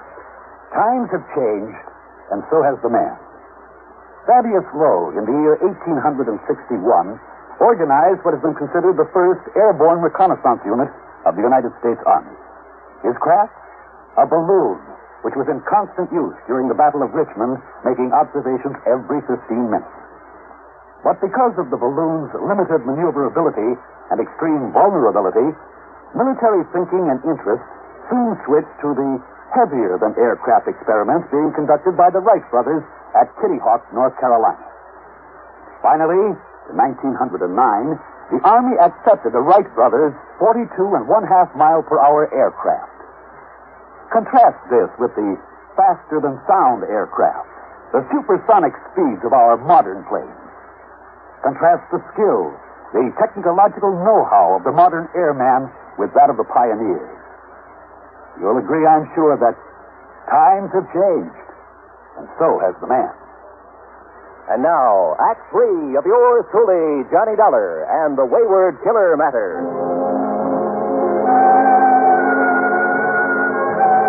Expense account item 6.95 for a cab back to John R. Welton's apartment on East 53rd. Randy Singer's boys had found no clue to the identity of Welton's attacker. Welton himself was beginning to stir. Yeah, we'll be able to talk to him any minute now, Johnny. Okay, good. Oh, now get down, boy. Go lay on your pillows. No, incidentally, we found the gun that was used in the murder he witnessed last week. Oh, where? Like you said, in the storm drain near that alley on First Avenue. Oh. Yeah, with no print. No print. Randy, I didn't think there would be. What time is it? 3:51. Why? I'm going to make a phone call. Oh, the phone's right over there. Hey, Wilton's coming too. What's this? What goes on here? It's all right, Mr. Welton. You're going to be okay. Police. That's right. Yeah. Got a phone. Thank heaven. I beg you, Yeah, I'm afraid we got here a little too late, but you're going to be okay. The doc says so. That man, the man who attacked me. The same one you talked to at the murder? Yes. Yes. Smokey, this is Johnny Dollar. Johnny Dollar. Yeah? What? 23,400. 23? Yeah, I got it. Good boy. What did he say about... I'll meet you at the Lex at, say, 6 p.m. Okay, the newsstand. Mr. Dollar, what did you say about you? Yeah, Johnny, what goes? Funny. How would you like to make an arrest? Arrest? That's right, Randy. Of the man who killed that bookie. When you know who he is? Yeah, Welton, I sure do. And, Randy, I'm ashamed of you. What? Come here, boy. Now, listen, Johnny, This pup really deserves the credit. Good boy. Now, down. Johnny, what under the sun are you talking about? The night of that murder. Welton says the pup chewed a hunk out of the killer's pants. Yes, he was trying to defend me. You say that killer struck you, Welton. He did. But he made no move to hurt the dog. Well... Now, believe me, that doesn't make sense. He would have put a bullet in him even before he struck you. Now, Mr. Now, Dollar... what about this so-called fight here in your apartment a couple of hours ago? It was the same man. Yeah? And did the dog attempt to fight him off? No. Because there was nobody for him to fight. Johnny, you think he wouldn't have been heard down in the street if somebody really clobbered you? Well, You faked this attack on you, Welton, to make it look like the killer was somebody else. Too bad you didn't break your neck when you jumped out that window. You don't know what you're talking about. Another thing. And this is where you missed a bet, Randy. Yeah? Over on First Avenue, I checked with a crew from the electric company. They finally got around to fixing that street light. Huh? Yeah. That light's been out for nearly 3 weeks. So how could Welton have seen another man in that alley well enough to make a positive identification? Now, listen, Dollar. Shut up, Welton. Then my phone call just now. Randy, Welton was in hot to that bookie he murdered. To the tune of $23,000. He threatened me. He said he'd kill me if I didn't pay him. I had to kill him. If I hadn't killed him, he... Breaks my heart, Johnny, but thanks. Okay, Welton, up on your feet.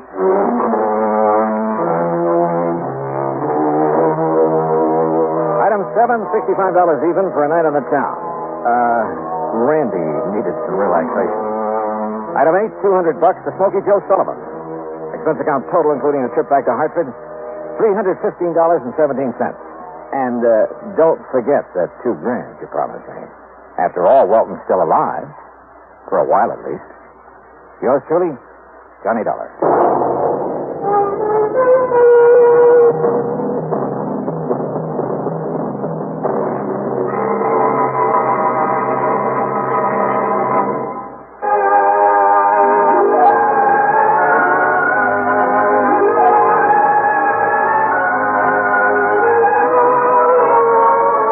Truly, Johnny Dollar, starring Bob Bailey, originates in Hollywood and is produced and directed by Jack Johnstone, who also wrote today's story. Heard in our cast were Edgar Barrier, Herb Vigran, James McCallion, Paul Dubov, Lawrence Dobkin, John Daner, Bill James, and Vic Perrin. Be sure to join us next week, same time and station, for another exciting story of yours truly, Johnny Dollar.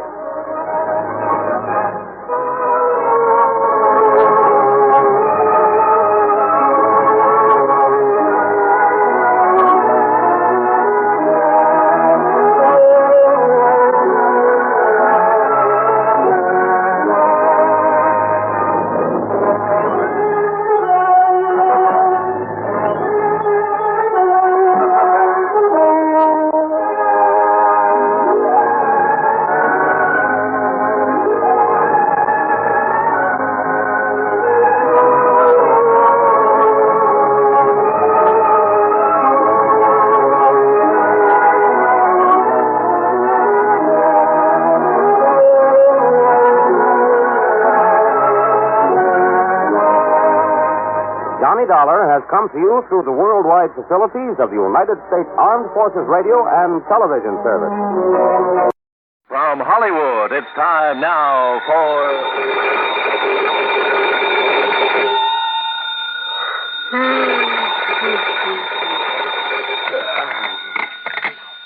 Yeah, Johnny Dollar. This is Peter Hanley at Western Maritime and Property Insurance. Holy, look, do you always start making calls at 4 a.m., Mr. Hanley? I had to phone clear across the country, Mr. Dollar, to find out that you're right here in Los Angeles. Yeah, that's right. The Beverly Hilton out here in Beverly Hills. Good. But I've cleared up the case that brought me here, so as soon as I have breakfast, if they serve it at this unearthly hour, I'll pack up my bags and go back to Hartford. Please don't. Oh, what's up? One of our clients is about to present us with a claim that I think you ought to investigate. As long as you're right here. Yeah, what sort of a claim? For the loss of his yacht. How much of a claim? Between $150,000 and $250,000. Wowee. You know where Malibu Beach is? Yeah, sure, up the coast a few miles. Used to be a famous movie colony, that sort of thing. That's the place. Well, if you can find some means of transportation, I'll meet you at the Malibu Pier. On expense account, Mr. Hanley, I can find anything. Well, now, look here. And on a claim that could run to $250,000, I'm sure you won't be chintzy. Mr. Dollar. I'll see you at the Malibu Pier.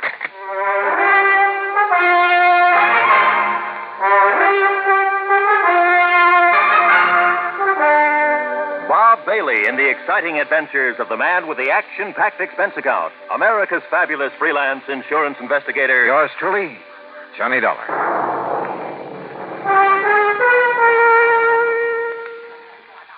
And now, Act One of yours truly, Johnny Dollar.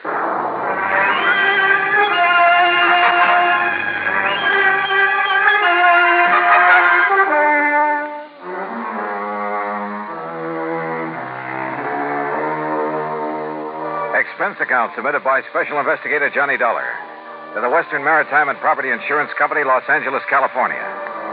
Following is an account of expenses incurred during my investigation of the Malibu mystery matter.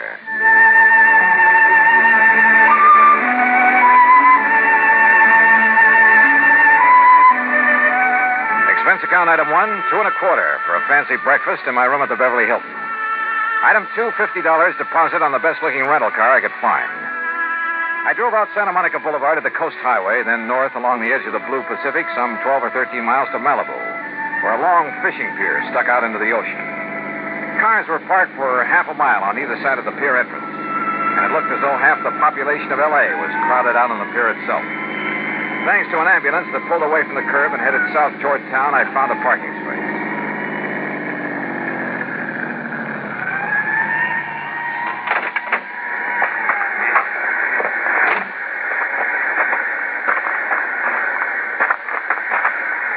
Mr. Dollar? Here. Oh, hi, Mr. Hanley. here. All right. What's all the mob so early in the morning? Apparently, word of an accident like this gets around quickly. What kind of an accident? Don't you see the Coast Guard vessels out there circling around? Yeah. Did this boat you were talking about sink out there? The Tatus, Mr. Dollar, a $150,000 diesel yacht. What happened to her? Apparently, it just blew up. Survivors? Mr. and Mrs. Randolph Merrill and the steward and deckhand managed to get into the launch they used for attendance. They were picked up by the Coast Guard. The skipper went down with the yacht. At least no trace of his body has been found as yet. Captain Rawlins. But you people just have to get back off the tip. Oh, Miss Hanley. Now, this is Johnny Dollar, special investigator for my insurance company. Captain Rawlins of the Coast Guard. Mr. Dollar? Hi, Captain. Have you found anything out there, Captain? Not a sign of the Tatus, Mr. Hanley. Yeah, it's mighty deep water. And I'm afraid that, like Mr. Merrill and his wife told us, she just blew herself to smithereens. Yeah. Even from here, I can see some wreckage floating in. Well, they're all working around the oil slick out there, so the grapples ought to be able to find something down below. Some traces of a hull or machinery or something. When did it happen? Oh, 2.5 hours ago. One of our craft got up here from Santa Monica Harbor not more than 40 minutes after she went down. How'd you find out about it? Phone call from somebody living along the beach. Tato stood out there blowing a whistle and foghorn, woke him up. By the time he got out of bed, he said it looked like a regular fireworks display. About a half mile offshore, huh? You see where they put a marker buoy? Yeah. Wouldn't the wind and current move that slick and whatever wreckage there is? No wind. That's why there's still some fog out there. And they're allowing for drift. Don't worry, if there's anything left of the Tatus, those boys will find it. Now, excuse me, will you please? I got to keep a check on operations. Yeah, sure, Captain. See you later. Hanley, you say Mr. and Mrs. Merrill are okay, huh? Yes. If the Coast Guard in Santa Monica are through with them, they're probably back at their home in Westwood. I think I'd like to talk to them. By all means. Though I don't exactly see any particular reason for investigation. It's company policy, Mr. Dollar, on any claim over $100,000. Yeah, but the claim can't have been made yet. Don't worry, it will be. Wait a minute. $150,000 yacht. But you said the claim could go as high as $250,000. Yes, that's because of Mrs. Merrill's jewelry, which she always took with her. Oh, was that lost, too? I don't know. I haven't yet talked to her. Then let's do it. Well, if it hadn't been for a friend of mine living up on the hill behind the beach who was also wakened and saw the explosion, I wouldn't have known about it even this soon. Yeah. Well, come on, let's talk to the Merrills.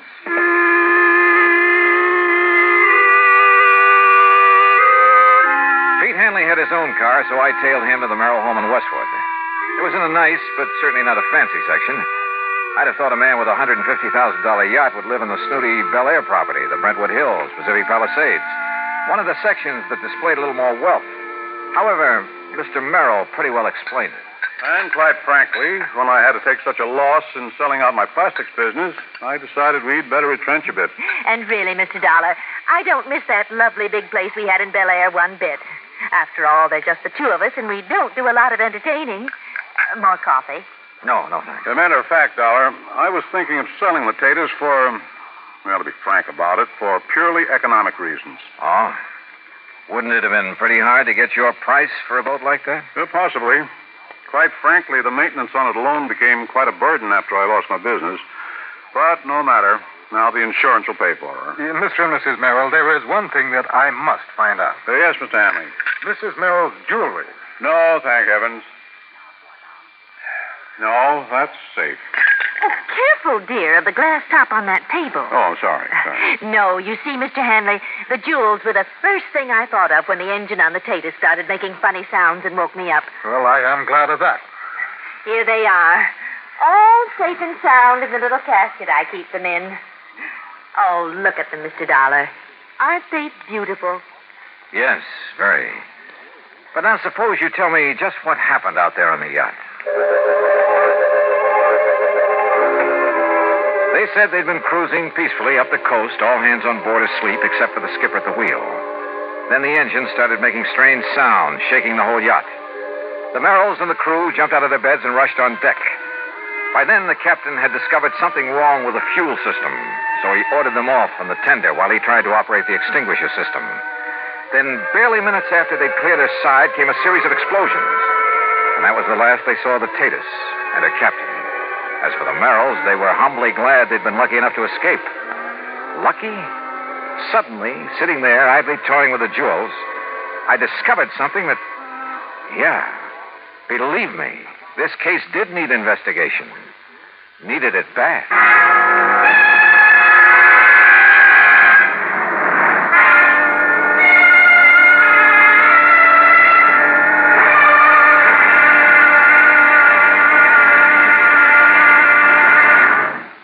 Act 2 of yours truly, Johnny Dollar, in a moment. And now for another episode in the life of Sergeant Donald Bellwether, my husband.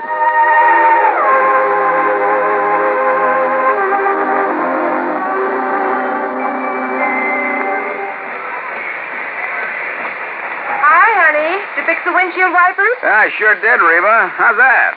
Oh, you fixed them. Good for you, Donald. Thank you, my dear. Well, that's that. Now, if it rains, we're prepared for it, huh? I feel better now. Oh, me too.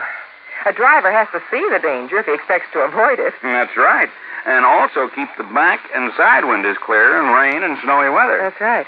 Oh, how about the horn? The horn? The horn doesn't work, Sergeant. Aren't you going to fix it? No, I don't think so. Frankly, Reba, I hate horns. Whenever there's a traffic jam, the first thing some guys do is blow their horn. Which does absolutely no good. Of course not. All it does is jar everyone's nerves. No, I don't think I'll fix the horn. Oh, but now wait a minute, Don. Look, supposing we're driving along and suddenly we see a youngster on his bicycle headed right out into the street. Sounding that horn will warn him and possibly avoid a tragic accident. Yes, that's true, but... Or supposing we're driving on the highway, and just as we're about to pass a car, that car decides to pull out into our lane and pass the car ahead of him. He obviously doesn't see us, and he won't hear us shout. But one little beep on that horn, and he'll automatically scoot back and avoid a collision. Reba, you've convinced me. Even though it can be a nuisance, the automobile horn is a necessity. Then you'll repair it? Immediately. Oh, that's my Donald. That's my doll.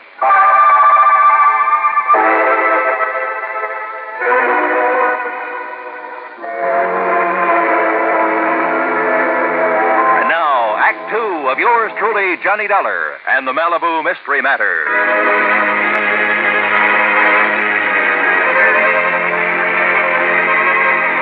Remember when you were a kid and first found out about how mercury would plate a piece of gold, make it look like silver? How you went around putting it on everything made of gold that you could find? And remember when you first learned that a diamond could put a scratch on glass? How you went around with your mother's engagement ring, cutting grooves in window panes, glass tabletops, and so on? Okay. Sitting there, listening to the Merrills tell about the explosion on their yacht, I toyed with some of the beautiful jewelry Mrs. Merrill had been able to save. Jewelry insured for $100,000. Absent-mindedly, I dragged the diamond in one of her rings across the glass top of the coffee table a couple of times. Then again with pressure. And it did not cut into the glass. I tried a couple of the other so-called diamonds among her jewels. Same result. No result. Those highly insured jewels were paste. Well, Mr. Dollar, it looks like we have the whole story now. Yeah, it sure looks that way. And, Mr. Merrill, whenever you're ready, you just file your claim and we'll take care of it. All right, Mr. Hanley. And quite frankly, well, why kid about it? Now that I've lost my business, I can well use the money. Oh? Then I'm kind of surprised you haven't sold some of these jewels. Dollar, there is a thing called sentiment that even money can't buy. Why, of course, Mr. Dollar. Before I part with these jewels... Yes, I'm sure. Shall we go, Hanley?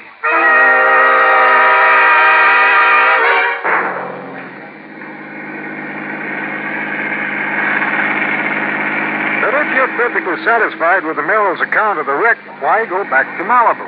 Did I say I was perfectly satisfied, Hanley?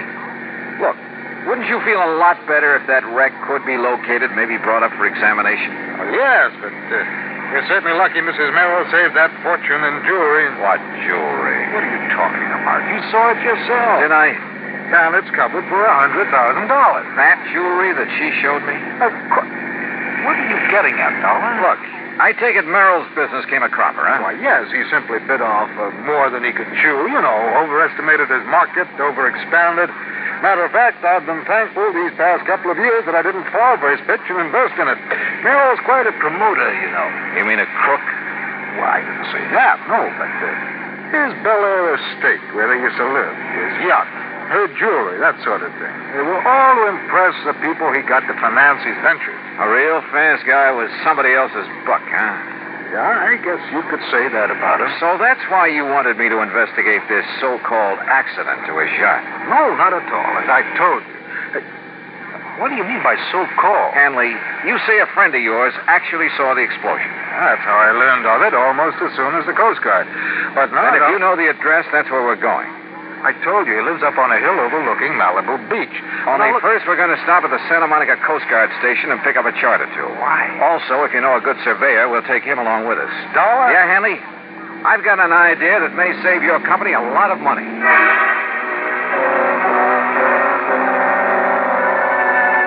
At the Coast Guard station, we picked up a navigation chart and a topographical map of the Malibu area. Then we picked up a surveyor named Barkley, who dragged along one of those tripod surveying instruments. Then on to the house of Hanley's friend up in the Malibu Hills. And from him, we got some information that began to bear out some of my suspicions. Yeah, that's right. That's right. When I heard the yacht's whistle and the foghorn, I hopped out of bed and I stood right here in this doorway to the porch. Yeah.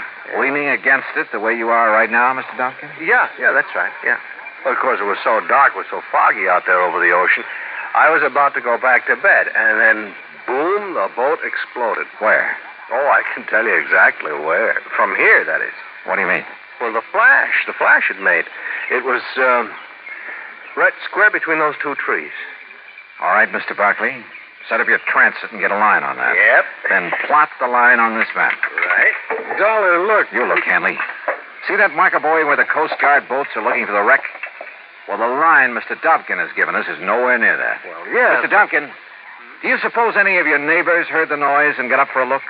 I certainly would think so. Then we really have something to work on. But, Dollar, I still don't understand. You will, Mr. Hanley. You will.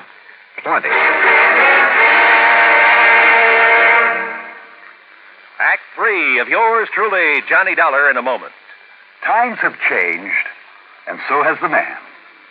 How often do we hear the phrase, those were the good old days? But were they? Let's look at the record. During the War of 1812, the man who discharged a missile of destruction had a pretty simple job. A lighted taper, a fuse, some gunpowder, a metal ball, then an explosion. And the metal ball was propelled toward its target, located a few hundred yards away. Now, go back in time to the year 1327. Again, the operation was simple. The taper, the gunpowder, but this time, an enlarged arrow fitted into a block of metal. A man in mail, a smoky explosion, and the arrow flies a few hundred feet. Now, come up to the present. Seated before a complicated control panel is another man, ready to discharge a missile. He, however, is a far cry from that artilleryman of 1812 or the cannoneer of 1327. This man is a skilled, tutored technician. He knows his job. He pushes a button, and a sleek, slim, pointed missile blasts its way into the heavens. Its trajectory has been predetermined by other men with modern-day technological know-how. The missile lands, not a few hundred feet or yards from its launching site, but 3,000, 4,000, or 5,000 miles away. Quite a difference, isn't it? Yes, times have changed, and so has the man. And now, Act 3 of yours truly, Johnny Dollar, and the Malibu Mystery Matter. Pete Hanley, the insurance man, and Barkley, the surveyor, and I continued our interviews of people living along Malibu Beach who'd seen the yacht explode. Yes, sir. I just rose right up in bed, and I could see straight out my front window. And you saw the actual explosion, Mrs. Gray? I certainly did. Right out through there. Good, thank you. Okay, Mr. Barkley, get a bead on it with your surveying instrument, then plot it on the map. Right you are, Mr. Dollar. right, sir. I see the flash right the other side of that big oleander bush out there in the yard. And you were standing right here, Mr. Phillips? Exactly here, yes, sir. Why, it was like it lit up the whole sky. Okay, Mr. Barkley. Right? Why, even through the fog I could see it just as plain as day. I'll say I did. Gee. You see, we was having a little party, and I was just going in the kitchen to make us some scrambled eggs. Yes, well, now, just where? You know how it is, after being up all night and having some drink. Well, where were you standing? When the whistle started and the foghorn, we came out here. Right where you're and standing all now? of a sudden, Bluey. Gee, me and my friends, we thought it was the 4th of July all over Mr. again. Barkley, And gee, you what a take over. noise. Yes, sir.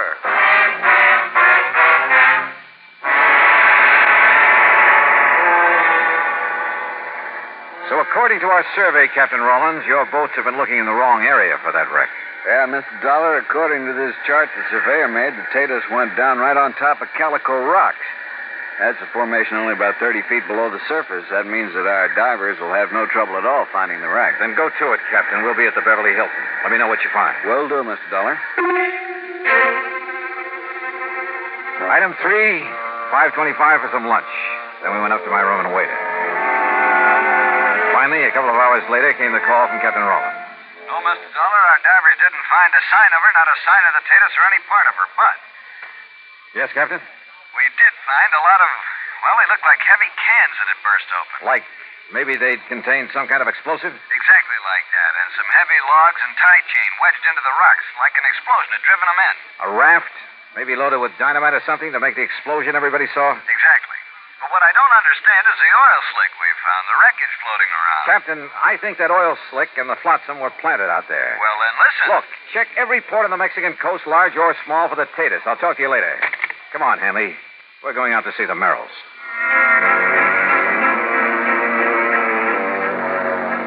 On the way out to Westwood, I wondered. I was satisfied. I was sure. I knew just how Merrill had pulled his little fraud. Little? What's little about a few $100,000? But I needed more than that for the sake of the insurance company who'd have to prosecute. So when we got there, I decided to try a bluff. Come in, Mr. Dollar. Mr. Hanley. I didn't expect to see you back here so soon. Yes, won't you gentlemen sit down? Merrill, I think you ought to know the Coast Guard finally found something out there off Malibu. Oh? Yeah. The remains of your skipper on the Tatus. What? That's impossible. Nancy. Also, evidence that he'd been murdered. Murdered? Probably by you, Merrill. No, he's still alive. What? Wait, Nancy. Can you prove it? Yes. Or would you rather have your husband charged with his murder? No. He's in Mexico with the yacht. Nancy, be quiet. That's what I figured. At some remote little port on the coast of Mexico, he and the Tatus. Dollar. Where the yacht can be completely gone over, disguised. Meanwhile, of course, you thought you'd collect the insurance on her because of the completely phony wreck you almost got away with, thanks to the fog and the darkness. Nancy, you fool. I could... All right. How did you find out, Mr. Dollar?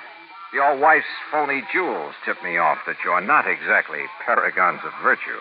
Phony, Mr. Dollar? Paste, Hanley, and nothing else. And I'll lay odds they'll sell the originals, that they plan to carefully lose the fakes. Why didn't they claim to lose them in the wreck? Oh, that would have been overplaying their hand. Apparently, having saved those jewels made the wreck look all the more legitimate. But the really clever stunt was dumping oil on the water and some odd bits of wreckage away from the spot where they blew up the raft. Yeah, it almost kept the Coast Guard from finding the cans of explosives they'd used for the little fireworks display. But, Merrill, the only thing around here that's been sunk is you. Dollar, I'll fight you and this insurance company with every legal trick in the book. You know something, Mr. Merrill? I don't think you'll get to first base.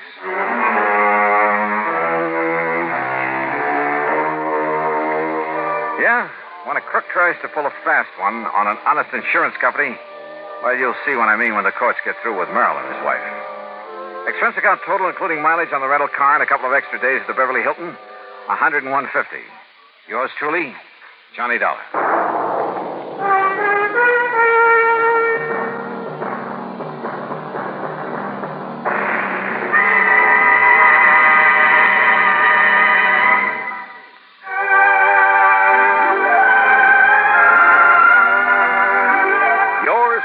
Johnny Dollar, starring Bob Bailey, originates in Hollywood and is written, produced, and directed by Jack Johnstone. Heard in our cast were Paula Winslow, Eleanor Audley, Gene Tatum, Ben Wright, Terry Bartell, Will Wright, Lawrence Dobkin, and Barney Phillips. Be sure to join us next week, same time and station, for another exciting story of yours truly, Johnny Dollar. This is Roy Rowan speaking.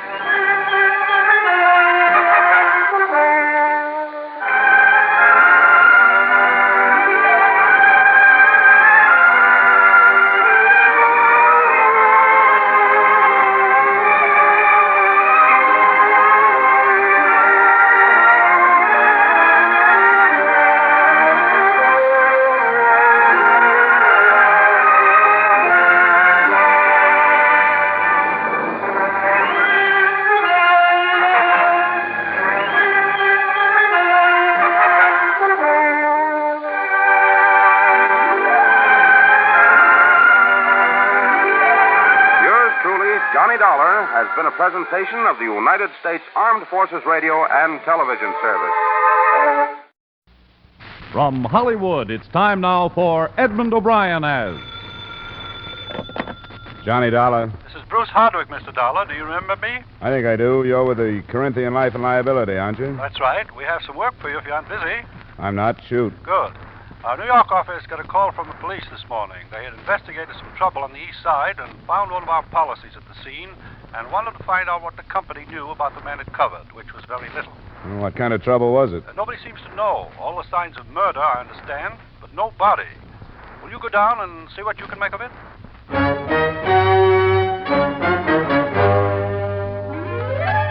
Edmund O'Brien in another adventure of the man with the action-packed expense account. America's fabulous freelance insurance investigator. Yours truly, Johnny Dollar.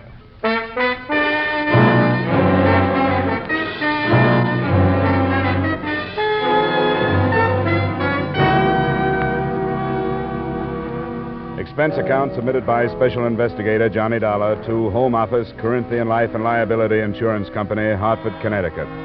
The following is an accounting of expenditures during my investigation of the Richard Splain matter. Expense account item 1, $35 trip from Hartford to the scene of the crime. A part of Manhattan where the citizens have been conditioned to sleeping through screams, gunshot, and even the odors. I was met by a homicide sergeant, and the tenement flat he took me to lived up to its first description. It did bear all the signs of murder, except a body. Well, it must have taken a long time to accomplish all this. The place rented in the name of Richard Splain. Yeah. What's the address on his insurance policy? The number on 2nd Avenue. How does the report read on this so far, Sergeant? You can see everything we saw. From the amount of busted furniture, a violent struggle. From the amount and placement of bloodstains, a sustained beating of someone there by the radiator. Nobody heard it? Nobody cared if they did hear it. We've asked questions, but the people won't admit anything. They don't want to get involved. The landlady phoned us after she saw the door open and looked in. Any bloodstains out in the corridor? Haven't found any. You seen enough? Yeah, I guess so. What's this? Part of some wrecked ship models. Seem to be Splain's hobby, collecting them. Yeah, there's not much we can do. We'll put this flat under lock and key. We can hold it that way for a while and wait for him to come back, but that's about all. Until we have some concrete evidence. Like a body? That would help. Are you going to wait for us or follow it up yourself? Oh, I've got that address on 2nd. That's his wife, isn't it? And beneficiary in the policy. Well, you can't do much with her until she makes a missing persons report or something. And she hasn't. Yeah. Well, I get anything from her, I'll let you know.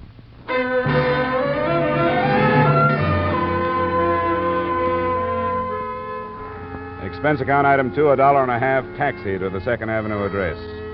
Mrs. Splain was a rather dumpy blonde with tousled hair and half-applied lipstick. She obviously didn't want me to come in. Well, it's not that I don't want to help any way I could, Mr. Dollar. But I haven't seen much of Dick lately. We split up, you know. No, I didn't. Who came in here, Clara? Oh, it's something about Dick. Dick. Well, what about him? I'm sick of you getting bothered over that bum. Oh, now, Mark, hold your temper. This man is from the insurance. Mr. Dollar, this is Mr. Bond. How are you? Okay. What's insurance got to do with this? Splain had a policy on his life. Mrs. Splain is the beneficiary. I guess I never told you, Mark. I almost forgot about it myself. It isn't very much. $35,000. How did you learn about what happened? Well, the police phoned me. Wanted to know if he was here. I told them the same as I told you. Well, I don't even know if Dick was in or out. What do you mean, in or out? In port or at sea. Oh. He worked on a boat. In his policy, he listed his occupation as a carpenter. Well, he used to be. But since the war, he's been a ship's carpenter. He's away all the time. That's one of the reasons I dumped him. That wasn't the worst. Mark, you talk to Mr. Dollar while I go on and put the rest in my mouth. Oh. I feel like I'm not half dressed. Well, what do you want to know about him? Whether he's dead or alive. You think he'd call Mrs. Splain if he was hurt and in trouble? No. I know for sure he wouldn't. When they quit, they meant it. Has there been a divorce? Not yet. It costs money. She hasn't got any. I haven't. And if Splain has, he's not letting loose. Would you happen to know if there's somebody he would turn to? The police checked the hospitals without finding him. No, I don't know where he'd go. Hey, what makes you so sure Splain's the one that got messed up? Maybe he went to work on somebody else. That's what I was thinking. One thing I can tell you from experience. Dick can take care of himself. And he's mean. But honest, that's the very best I can do. Okay. Thanks. Here, I put my hotel room number on my card in case you want to phone. And I'll let you know if anything develops.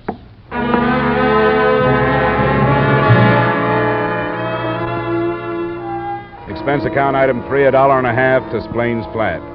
I decided that it would be easier to learn there the name of his last ship. And with that, I hoped to find someone who was closer to him than his wife.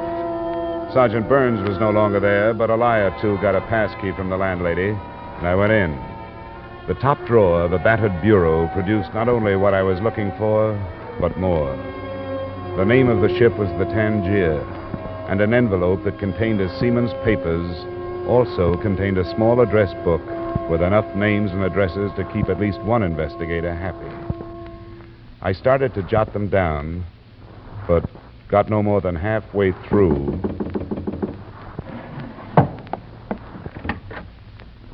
I hope you don't mind, Sergeant. Hey, what's all this? Who are you? A friend of Splain's. I heard you moving in here and thought he was in.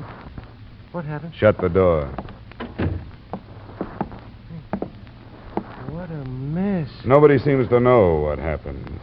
Who are you? A cop? Private type. Is Splain dead? Who'd want to kill him? I don't know. I was only asking. All that blood and everything busted up. Look, I don't want to get mixed up in it. I just knew him like in the bar sometime. Wait a minute. Yeah, Come on, what's the idea? Shorty, I want you to tell me about Dick Splain. No, stay off me. I don't know much about him. You knew enough to walk through his door before anyone answered it. Well, sure, I do that sometimes. I come to talk to him sometimes when he's in from a trip. I can't go to them places. He tells me about them. I'd like to hear about Tangier and them places. And he shows me them ship models he makes. Do you know any of the people he does? Well, all I know is where he's been. He never stays in more than a week.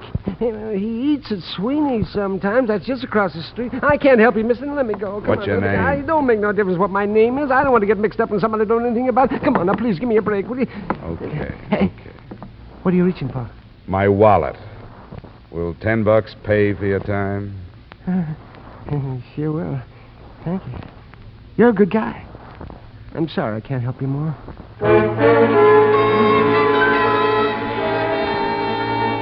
Expense account item 4, $10 peace offering. I had a feeling I'd paid for lies with it and covered the possible loss by tailing the rabbity little man to an address a few blocks away. His name turned out to be Paul Krell. What was left of the afternoon was spent on routine legwork, and at 6 I was on the phone in my hotel room. Sergeant Burns. This is Dollar, Sergeant. Oh, how'd you make out? I've got nothing. Splain and his wife separated and can't afford a divorce. She's taken up with a guy named Mark Bond. But they both say they haven't seen or heard from Splain for a long time. Yeah, a lot of people don't know anything about that guy. It seems he's a ship carpenter. I got the name of his ship and went aboard. He's been with it for a couple of years, same one, plies between here and North African ports. Those people don't know much about any of their crewmates' shore life, so I didn't get much. Few names I can check tomorrow. What's the ship? The Tangier, white flag line, Pier 80 on the East River. Have you run into anything? I'm still waiting. Well, you've got my hotel. Yeah, thanks for calling, Dollar. Something may turn up tonight. If it does, I'll phone you first thing in the morning.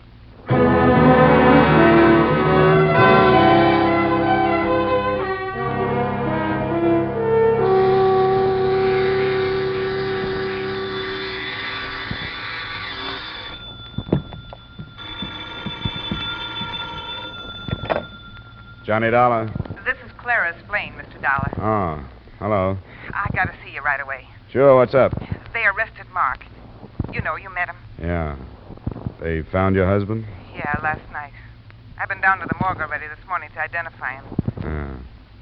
Where are you now? I'm right downstairs from you in the lobby. All right, Clara, come on up.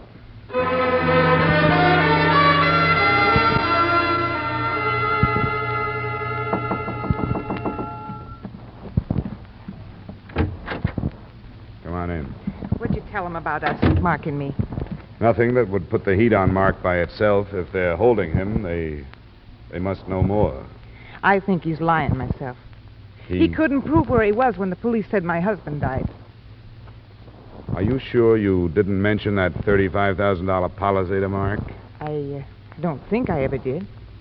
No, I'm sure of it. Why did you come here? What do you want me to do? I'm trying to get up my nerve, Mr. Dollar. The real reason that I left Dick was because I found out something awful that he was doing. Such as? He built little boats, models, and they were hollow. He brought dope into the country inside of them. I didn't tell the police that because I was afraid of what they'd do to me for knowing all this time. You should be. Did Mark know about it? No, I never told anybody. But maybe it's important now. You're right. True or untrue, it is important.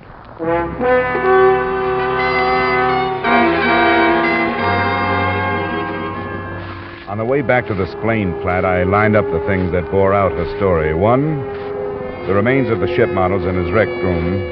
2, the possibility that Paul Krell may have been a narcotics buyer. And 3, the address book that could have contained a list of customers. But I didn't have a chance to do any more probing when I got there. The place was under police investigation. That's far enough, mister. Nobody goes inside. Sergeant Burns up there? What of it? Well, I've been working with him on this. My name is Dollar, insurance investigator. All right, I'll pick you up. Thanks. What's all the activity? Uncover something? Just another body. What? Yeah. First, not enough. Now, too many. Who can figure these things? I could figure it when I got to Splain's door. Now the evidence I'd tampered with concerned 2 murders. The body of Paul Krell lay beaten to death in the middle of the wrecked room.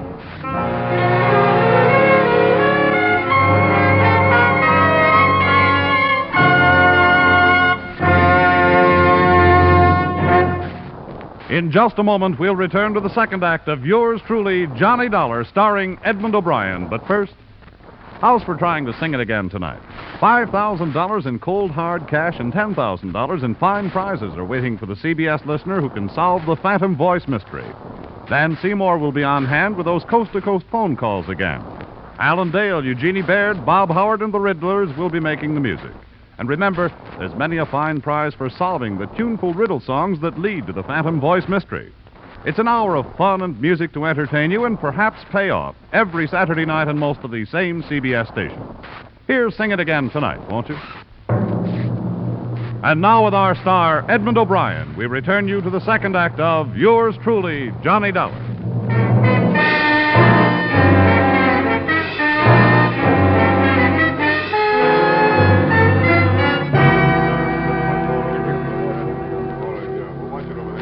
Sergeant Burns. Yeah? The guy says he knows you. Wants to come in. Keep him out. Oh, Dollar. How does this happen you're showing up here? I got tired waiting for your call. You were going to phone this morning if anything broke. Oh, I was, huh? What kind of cooperation is this? I gave you everything I got yesterday. Almost, huh? The landlady tells me you came back here yesterday. You know, it's things like that that lose licenses for guys like you. Climb down, Sergeant. You gave me the nod to go ahead without waiting for the police. Not to mess around with evidence. I'm on the verge of putting you away 48 hours for questioning. Don't talk me into it if you don't want to go. Stay out of my hair. Okay, Sergeant. I guess we've put our cards on the table. What'd you come back here for yesterday? To get the name of Splain's ship. I figured it would be easier to get it here than by making the rounds of the hiring halls. I told you what I got out of it, a few names. Come here. We sure checked this fingerprint. There's only one change when we came back here to find this body. The top drawer of the bureau was standing open. This envelope was torn with this stuff dumped on the top. Did you do this? No. Hey, don't touch that. Keep your hands where they belong.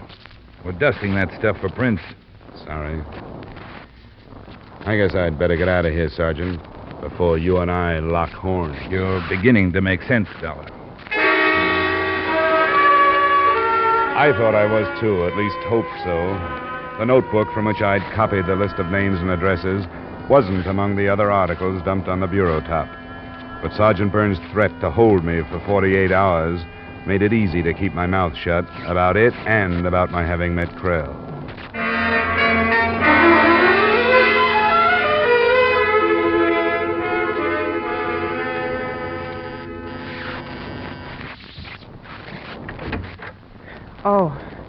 Oh, did they let Mark loose? Don't be funny. Of course they didn't. Well, did you tell him about the little boats and that?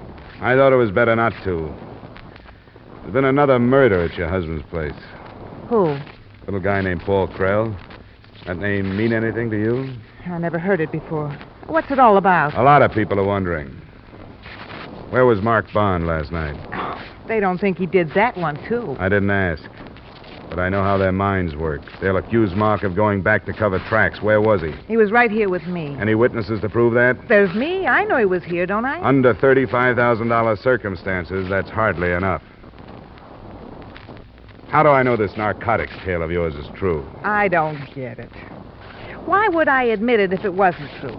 It's liable to get me in a lot of trouble, isn't it? It could throw up a whale of a smokescreen for Mark, too.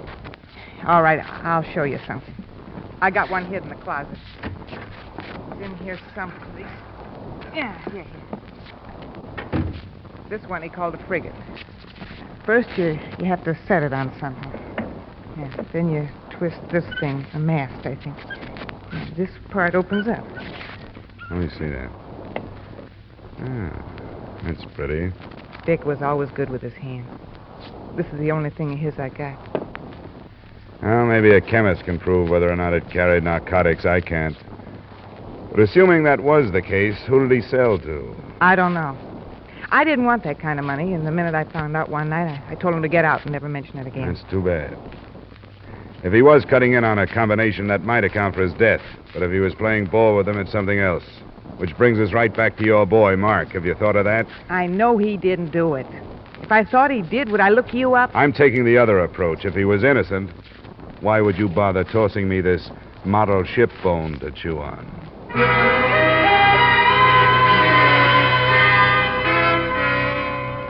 Expense account, item 5, $25, blanket item covering transportation for the rest of the day. At the address of Paul Krell, I learned what I believed to be the truth. That his association with Splain was no more than a friendly one. From the list of names I'd copied, I picked Jerome Kentner, who had the closest address, an apartment about $250 a month away from the park. Yes? Mr. Jerome Kentner? Yes. I'd like to talk to you about a man named Richard Splain. What about... I don't know any. I've given myself away, haven't I? Yes, I'm afraid so, Mr. Kentner. But you don't have to be afraid of me. I'm not a policeman. Oh, I suppose you want to come in. I think I'd better. Right. What is it? Splain is dead. He was murdered night before last. Oh. That's bad, isn't it? How did you find out about me? There's a list of names in his rooms. Yours was one of them. You bought narcotics from him? Ship models. I collect them. Don't you see them there in the case? Yeah, I noticed. Who are you and what do you want? Private investigator. I want to find out who killed Splain. I didn't. Why would I do that? I don't know. When did you last see him? Well, it wasn't the night before last. I don't think I have to answer all these I don't questions. want to blackmail you into answering them, but I will if I have to. It was last week sometime. Tuesday, I think. How well did you know him? I met him, that's all. Met him through a friend of mine. What's this friend's name? Go ahead and blackmail. I'm not talking anymore. Suit yourself. I'll leave my phone number in case you change your mind.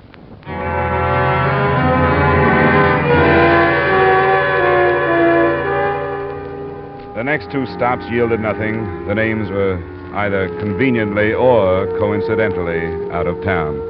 The next, Miss Francine Wells, an address on 82nd Street.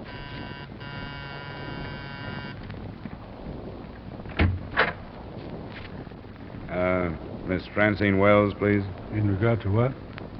Well, I'd rather tell her if you don't mind. I'm afraid I'll have to insist. Are you a salesman? No, I'm not a salesman. It's Miss Wells in. Young man, you'll have to tell me who you are. Someone for me, Dad? I was expecting Fred, remember? Yes, I remember, and this gentleman is not Fred. Oh?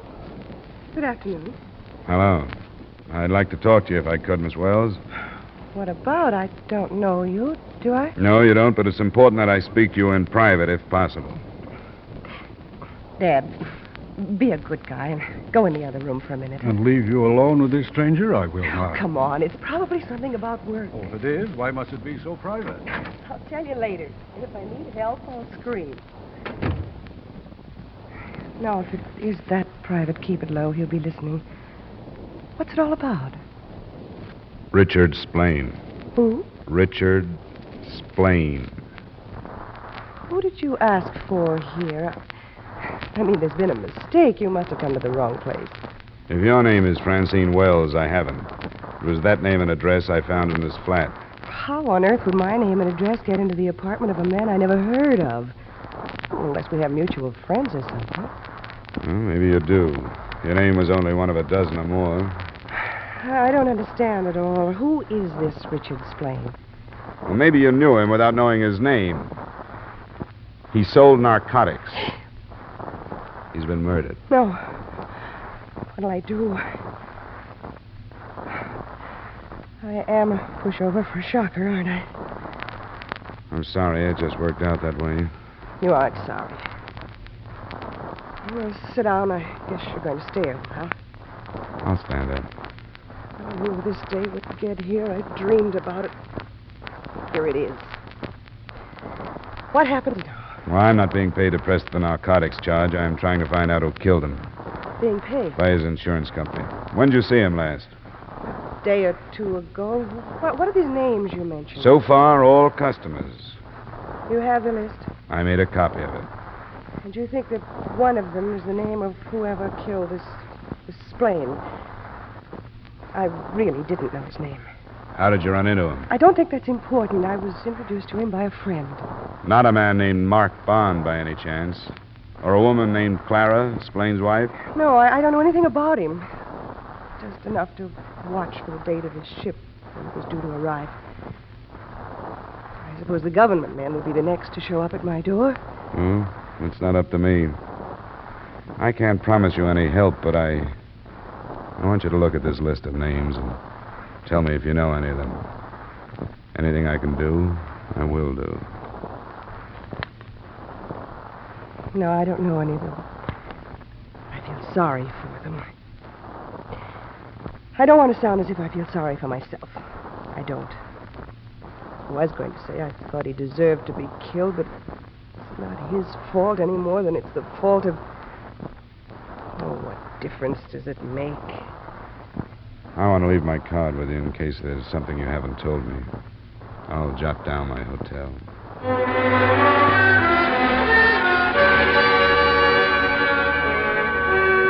Most of the others I got to were pretty much the same. Mixtures of fear, desperation, sometimes defiance, and usually fatalism by the end of it.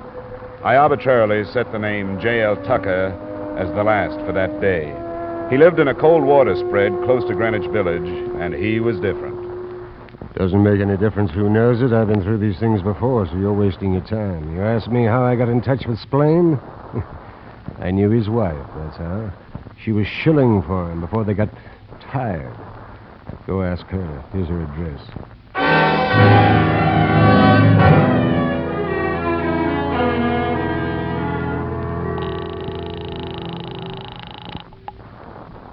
Hello? Dollar, I just left a man named Tucker. He said he knew you. I thought I'd better call. Oh, Tucker.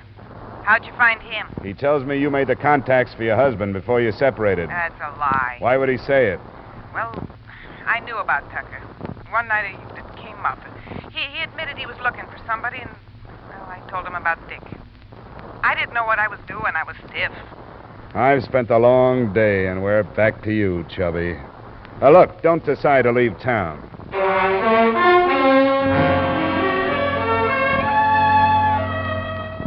Expense account item 6, $4 dinner at my hotel. Item 7, same amount, a few brandies at the bar. I had the idea I'd spend a lot of energy for nothing until the elevator dropped me at my floor, and I turned the corner toward my room. It's all right. You left your card with me. You must have expected something. I left my card a lot of places. I didn't expect you, Miss Wells. You don't seem to have had any other takers. Come on in. Well? You said if there was anything else I wanted to tell you. Yeah? Well, there is. It goes a long way back. I don't know how these things happen to some people and not others. I was no angel, but I was all right. Come on. Come on, sit down over here. I've always told myself that some people get bitten by rattlesnakes and others don't. But it's not the same. It was in school, after a party. Neither one of us had any sense. He got it from somebody. Who was this? In Pennsylvania. His name was Phil. I don't know. I came home, never saw him again. But that was the start of it. It was only 2 years ago. I knew it would end. Kept wondering how. Now it has ended. What are you trying to tell me? I killed Richard Splain. That's what I'm trying to tell you. Why? Because I went to him without any money, and he laughed at me. I don't know what happened to me. I picked up something and started to hit him.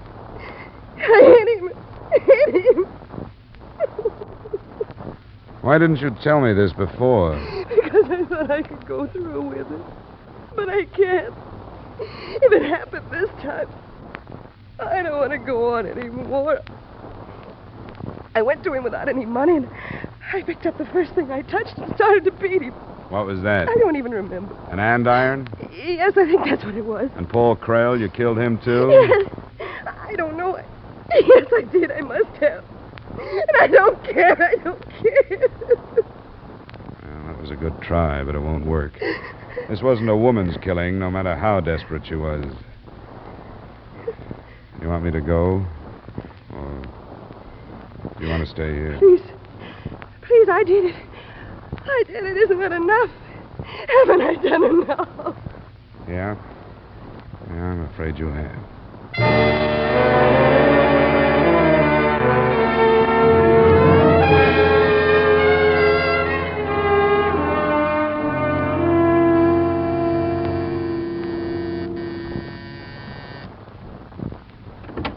Yes? Oh, it's you.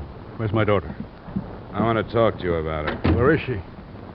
Mr. Wells, somewhere in this apartment, if you haven't destroyed it, there's a piece of very important evidence.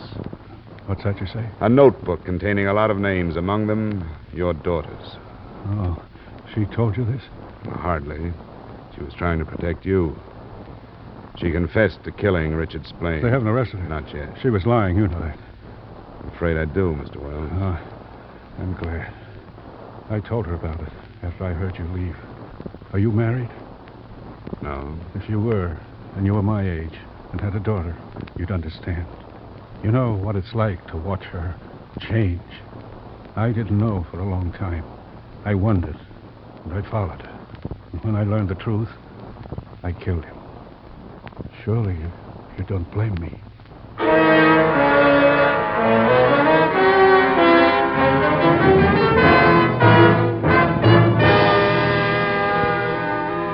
I turned Wells over to the police, not Sergeant Burns, and heard him explain his second killing, that of Paul Krell, who had arrived as Wells was looking for any trace his daughter might have left at Splains.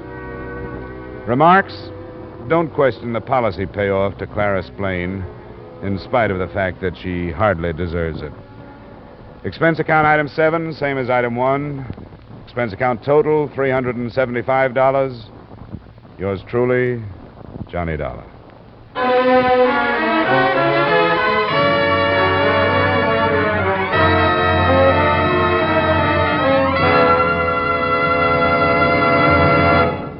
Yours truly, Johnny Dollar, stars Edmund O'Brien in the title role and is written by Gil Dowd with music conducted by Wilbur Hatch. Edmund O'Brien may soon be seen in the Paramount Pictures production Warpath. Featured in tonight's cast were Herb Butterfield, Raymond Burr, Joe Gilbert, Bill Boucher, Howard McNear, Barry Kroger, and Mary Lansing. Yours truly, Johnny Dollar, is produced and directed by Jaime Del Valle.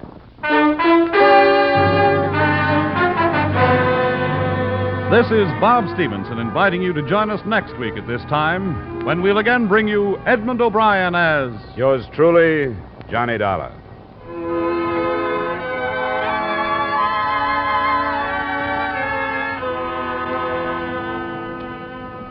Have you met the Coopers, Liz and George?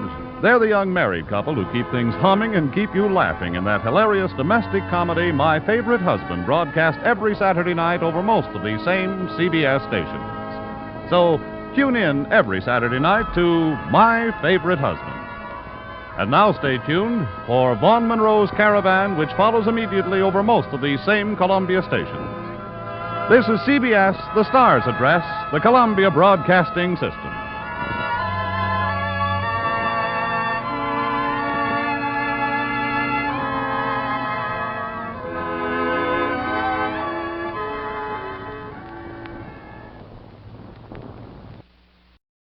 Johnny Dollar?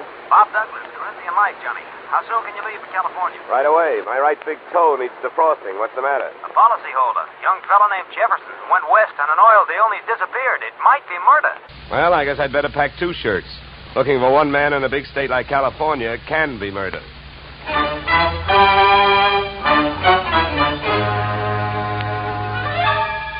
Edmund O'Brien in the transcribed adventure of the man with the action-packed expense account. America's fabulous freelance insurance investigator. Yours truly, Johnny Dollar.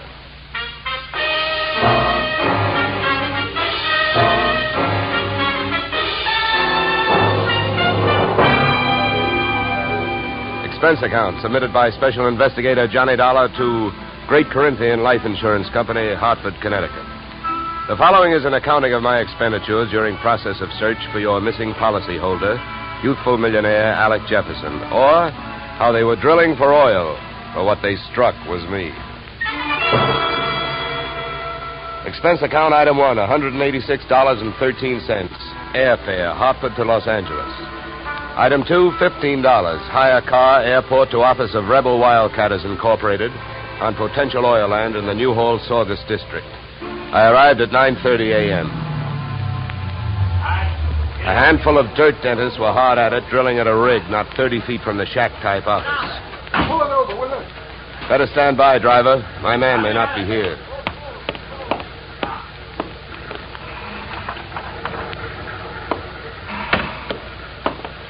Morning. Can you tell me where I'll find Mr. Flaherty? You're talking to him. I'm Mars Flaherty.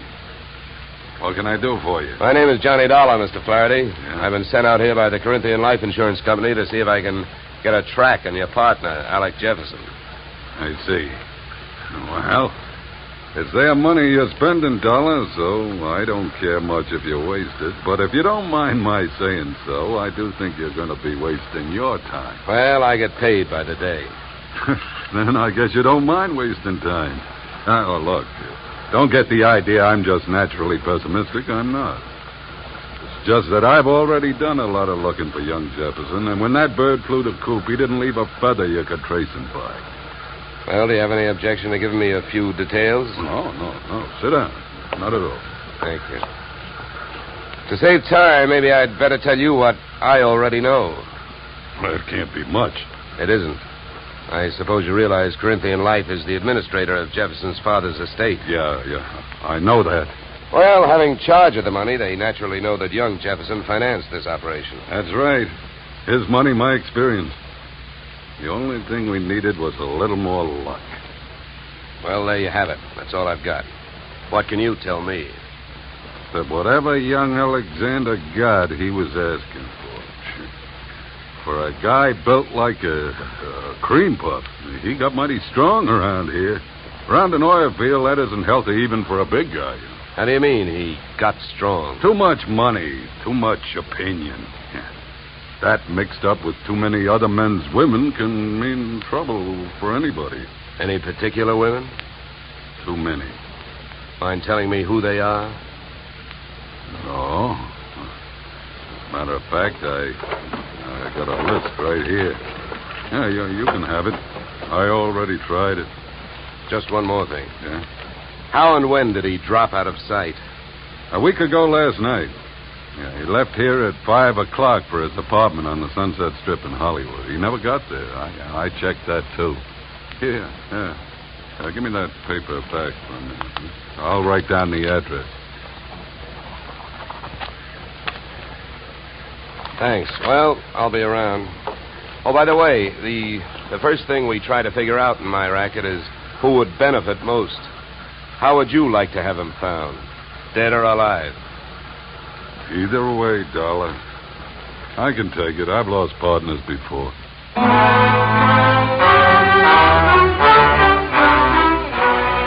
I spent the next 20 minutes on a long shot, thinking I could pick up some information from the drillers. But it was a long shot that missed. Those guys wouldn't have told me it was a nice day. The outdoor life having got me nowhere, I decided to give the indoor type a try. First stop, Jefferson's apartment on the Sunset Strip. The lock was foolproof, but I wasn't fooling.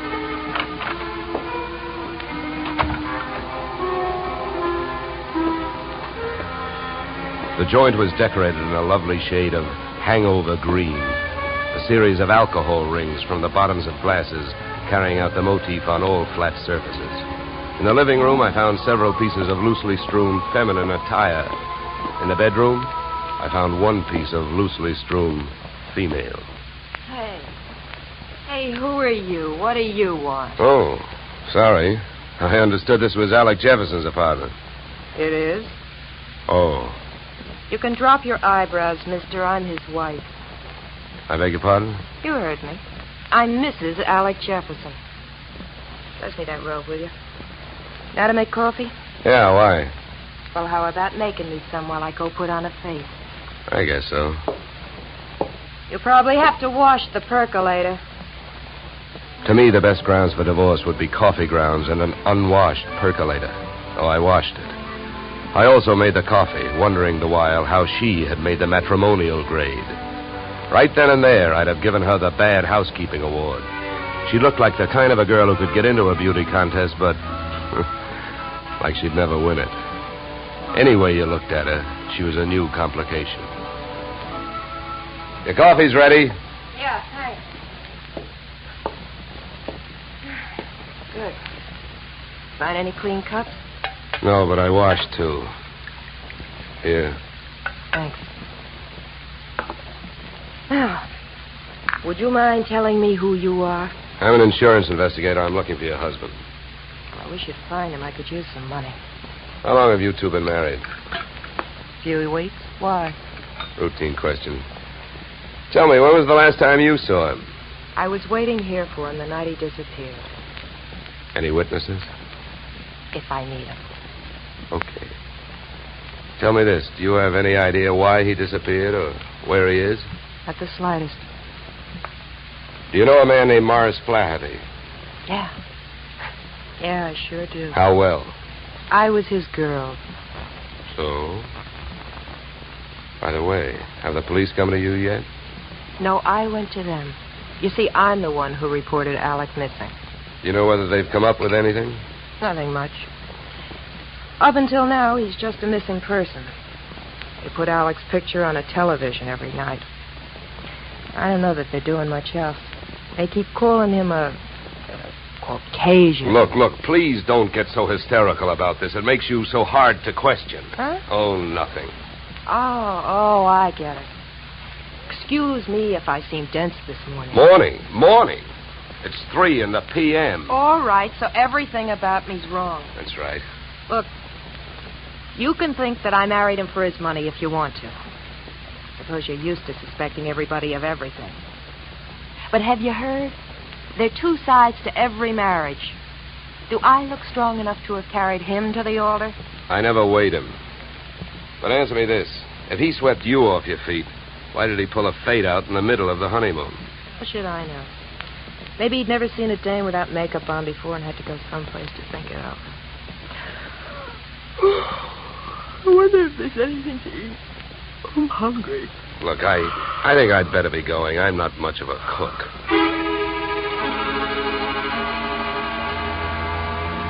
When you're working on a case, your nerve ends are easily disturbed. So when I left the house and saw a hardtop blue Plymouth parked opposite the apartment, mine clanged an alarm. In the car sat an equally hard-topped man reading holes in a newspaper. I gave him the slow walk-away and quick turn treatment, and I caught him with his newspaper down. Then I had to go into my act. Why, George, you old son of a gun. Huh? Oh, my gosh, it's good to see you. What are you talking about? My name ain't George. What? Well, I'll be. What you know is I came out of the house, I got half a look at you, and as I started to walk away, the face registered. Why, mister, you're a dead ringer for an old school pal of mine, George Pfeiffer. Now, how do you like that? Look, come here. Let me take a closer look. Come here. All right, look out. Sleep tight. Okay, Sleeping Beauty, over you go. I'll drive. I turned the car up into the Hollywood Hills, found an empty house with a for sale sign out front and a garage out back, and drove in. His wallet was bulging with everything but money and information.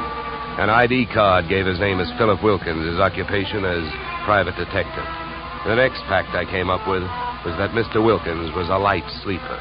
He came to find me still fishing through his wallet. Hey, give me that. Okay, hold it, mister. Take it easy. Here, you can have your wallet back. Now, keep calm, and everything's going to be all right. If you don't, I'll have to give your whiskers another dusting. Oh, look, what's a big idea? What'd you slug me for? You know why, Mr. Wilkins, because you had a plant on me, and I figured if you were that curious about me, I wanted to know more about you. You're nuts. I wasn't watching you. I was watching that house you come out of. There's a dame in there that I'm getting paid to tail. I can't afford to be convinced of that. Who hired you? I'm not telling. You or anybody else, Mr. Dollar. Oh, word travels fast. First you tell me you're not watching me, then you also tell me you know who I am. So what? Is that illegal? You went to see the dame that I'm watching. I was told you'd probably be around, and you was. You'll be in my report. If you're healthy enough to make it. What were you really doing with that stakeout? Were you watching the apartment, waiting for somebody to show up? Do you really have a tail on Mrs. Jefferson? Or did you follow me in from the oil fields? Why should I follow you? Maybe you and I got the same approach to this case. You found him yet? No, but it's still early. Who else is interested in finding Jefferson? Well, I hear he's quite a playboy. Maybe one of his playmates wants him served with breach of promise papers. Oh, come on, Donald, let's face it. I can't tell you who I'm working for. You know that. It ain't ethical. It's not ethical to let yourself get picked up as easily as I picked you up, either. But let it go. I don't suppose by any chance you know a man named Mars Flaherty. Know him? I'd like to see one of his derricks fall on him. Why so? What did he do to you? A couple of days ago, I went out there to try and sell him some information. He had 3 of his men beat me up and throw me off the oil field. Yeah? What's with that look? Don't you believe me? Who knows? You might be telling me you hate Mars Flaherty to keep me from thinking you're working for him. I think you better get out of this car and let me drive away, Dollar. You're in a lot of trouble. I don't think so. Oh, you don't think so? I can have you pulled in for kidnapping. If that's what you have in mind, then first you'd better get a few witnesses for yourself. Now, come on, suppose you calm down for a minute. If you really hate that guy, well, maybe we can make a deal. If it's against him, I'll deal with it. How much do you know about Flaherty? My bookie's marked lousy from way back. He's promoted about 50 wells, and none of them ever happened. He's wild to hit oil. It's my guess that he's got a hunch that this is the big one. That's why I think his partner disappeared. Yeah, what difference would that make? Even if his partner turned up dead, Flaherty would still have to split any profits with young Jefferson's estate. Maybe not. I know they had a queer deal. Well, who'd know about that deal besides Flaherty and Jefferson? I don't know. But I do know one way of finding out what it is. How's that? Flaherty keeps all his papers in the safe in his office. I've even got the combination. I'll give it to you. You keep it. Wilkins, I still don't know who you're trying to get even with, Flaherty or me. So what I'm going to do is give you half a break. Then I'll only be taking half a chance. Yeah, then why don't you want the combination to the safe? I don't need it. You're going to open that safe. Because you're going out there with me. Tonight.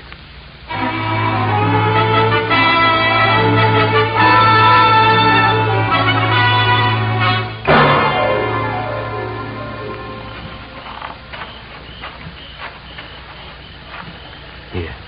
This window. Okay. Now, here. You handle the glass cutter. Right. Now, look. Here's what we do. I'll wet this suction cup. Get a grip on the glass, see? Now, you cut around the outside edge, and I'll lift the paint out in one piece. Lesson number 1, straight from the burglar's handbook.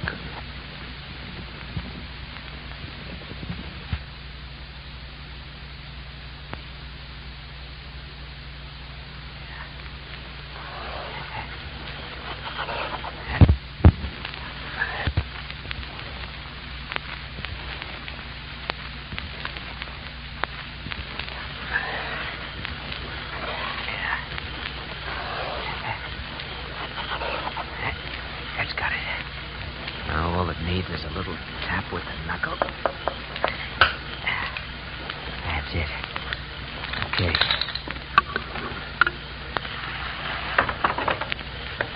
All right, in we go.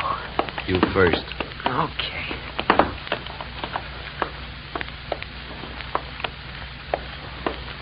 Now, the safe is over here. Get your fingers over that flashlight. For all I know, you might still turn out to be the local Paul Revere. Yeah, that's right. I might. Here. You hold the light. Thanks, I will. Go on, get to work. All right. I'm as anxious to get this over with as you are. All right. Give me a little more light, will you? Okay.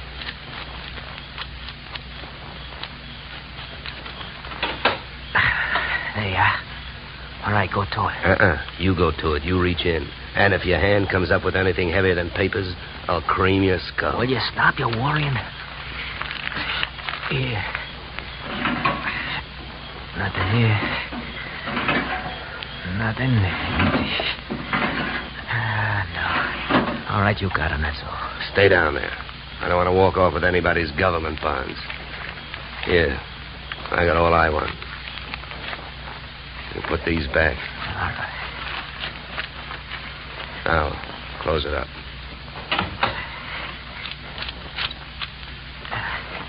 All right, now, come on. Let's get out of here. Just a minute, Wilkins. I can have a good look at these papers. You can look at them later. Come on, let's go. Look, this I'll give you for free.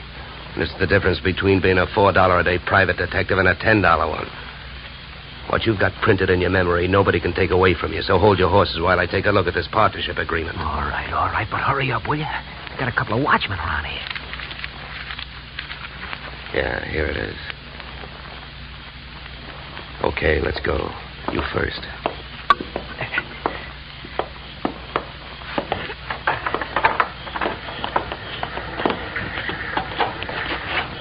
Okay, back to the car. Make it fast and easy.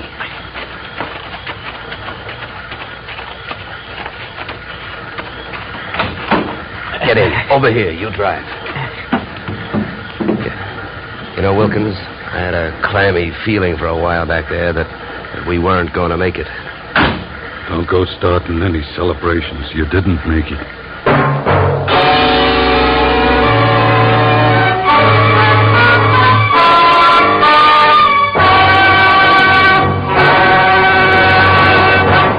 In just a moment, we will return to the second act of yours truly, Johnny Dollar. But first, and young Johnny Dollar to Bing, Gary Cooper, and young Gary this Wednesday.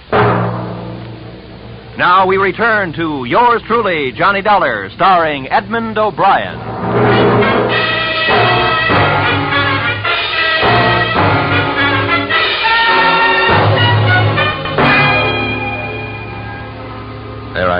wearing a gun muzzle for a back collar button.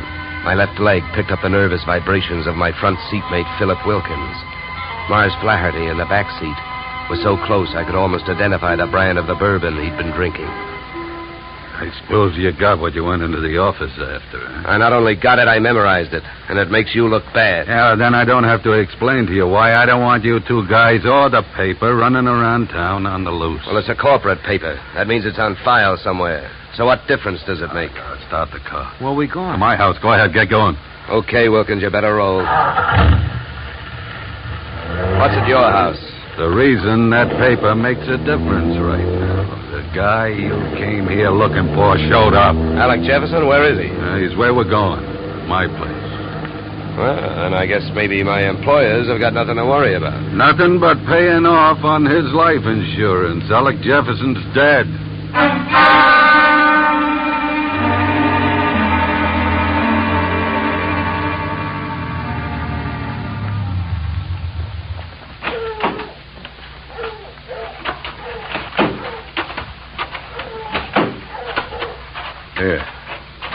Here, Dollar, here's the key. To open the door. Stand next to him, Wilkins. Close.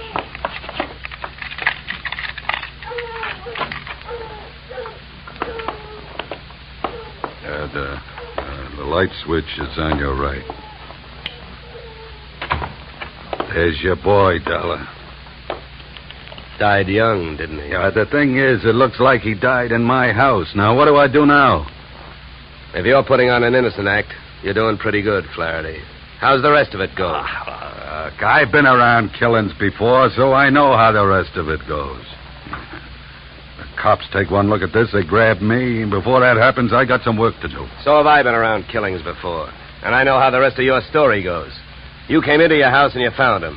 Somebody hit Jefferson over the head with that piece of firewood to get rid of him and make you look guilty. You're being framed. Huh?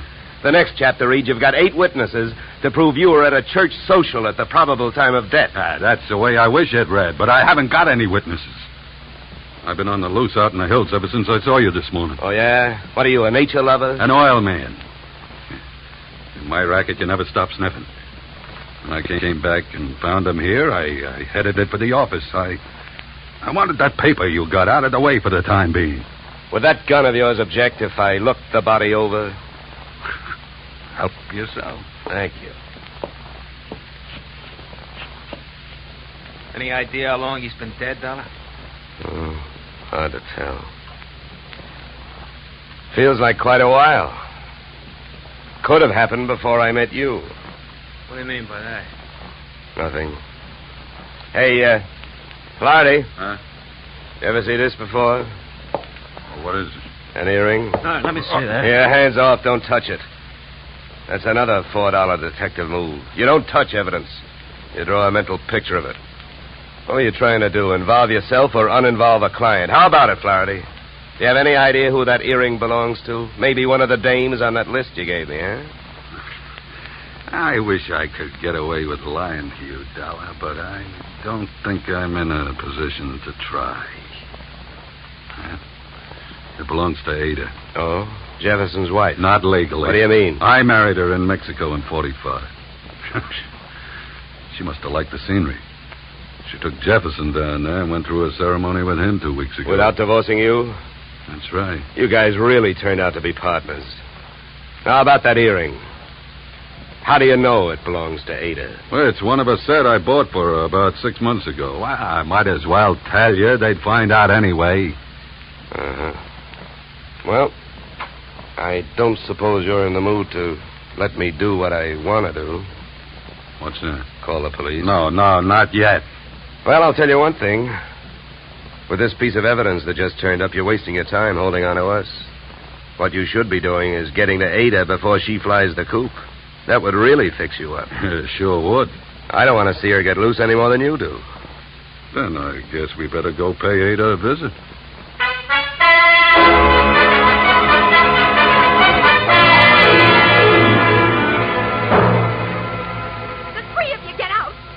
All you got is one lousy earring, and if you think I'm going to stand here and listen to you try to pin a murder on me, you're nuts. Mars never bought me anything. He never gave me any earrings. How about it, Flaherty? That's too bad, Ada. If I thought there was a chance to help you, I would. But your earring was laying right there on the floor next to his body. Why, you oily monster, you. What are you trying to do to me? Why, if anybody had reason to kill Alec, you did, you miserable thief. Now, wait a minute, Ada. Don't make yourself look worse by throwing a lot of accusations around. I know about the contract between Alec and Mars. In case of death, the survivor gains full control of the oil field. But a good piece of evidence will beat out a good piece of motive in any court in the country, and you've got both working against you. Get out of here. You don't know what you're talking about. I think I do. Knowing about that agreement, you married both these guys. Those Mexican marriages are just weak enough to help you beat a bigamy rap if it came to that, and just strong enough to help you collect if either of your husbands died. Your next move would be to divorce the one that was still living and take advantage of the California community property laws. Oh, you've got it all figured out, haven't you? Well, not quite. I haven't figured out why young Jefferson went to all the trouble of dropping out of sight and then showed up to get himself murdered. I think I can tell you. It was about time you told us something. I was working for Alec Jefferson. That's why I couldn't tell you, Dollar. I was getting paid to help him stay out of sight and keep my eye on these two. The contract had him worried. But when I uncovered the bigamy and told him about it, he decided to go to Flaherty and try and straighten it out, man-to-man basis. You know that, Ada? No. I don't know anything about anything. That's a lie. I was with him this morning when he called you. He told you he was going out there. You had plenty of time to get out there and wait for him. You can't get away with it. You can't prove anything. Now get out of here!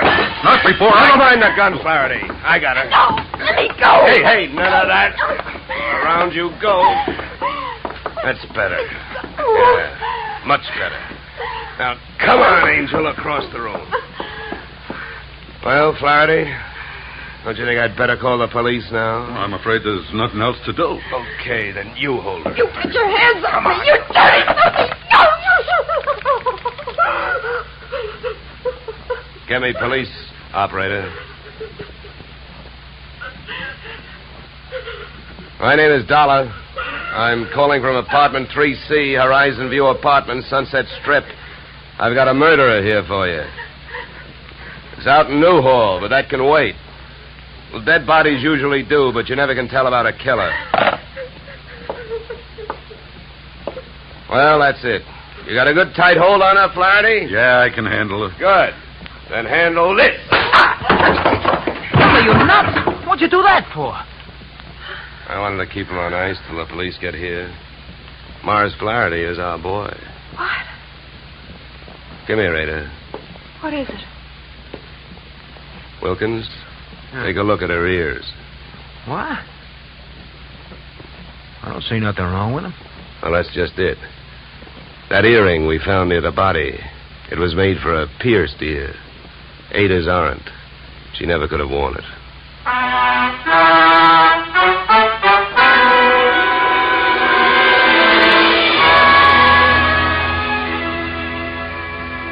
Moral?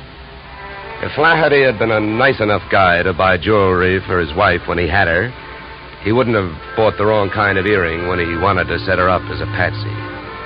The police traced his purchase of same to a Main Street pawn shop.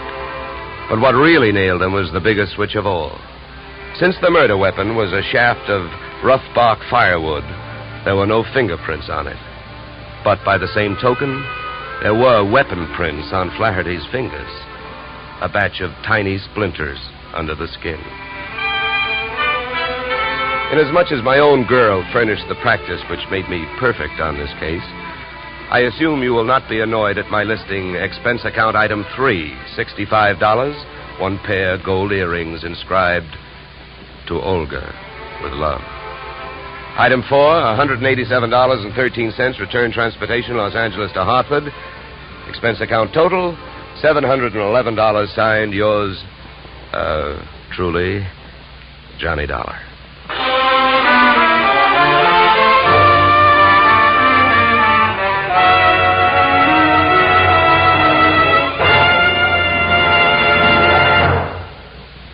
Yours truly, Johnny Dollar, stars Edmund O'Brien in the title role and is written by Paul Dudley and Gil Dowd, with music composed and conducted by Leith Stevens.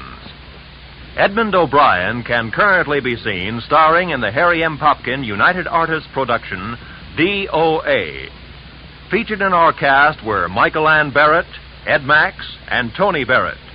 Yours truly, Johnny Dollar, is produced and directed by Jaime Del Valle.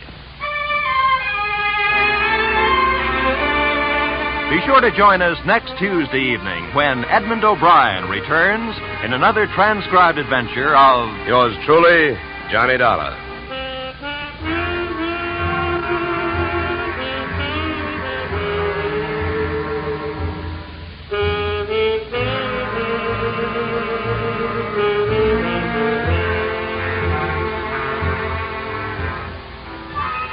Blizzards in the western states, floods in Texas, hurricanes in Florida, tornadoes in Louisiana. Wherever disaster strikes, the American Red Cross stands ready to lend assistance.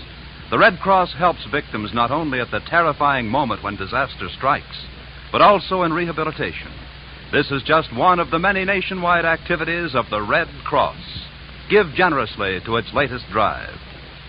Now stay tuned for the adventures of Philip Marlowe, which follows immediately on most of these stations.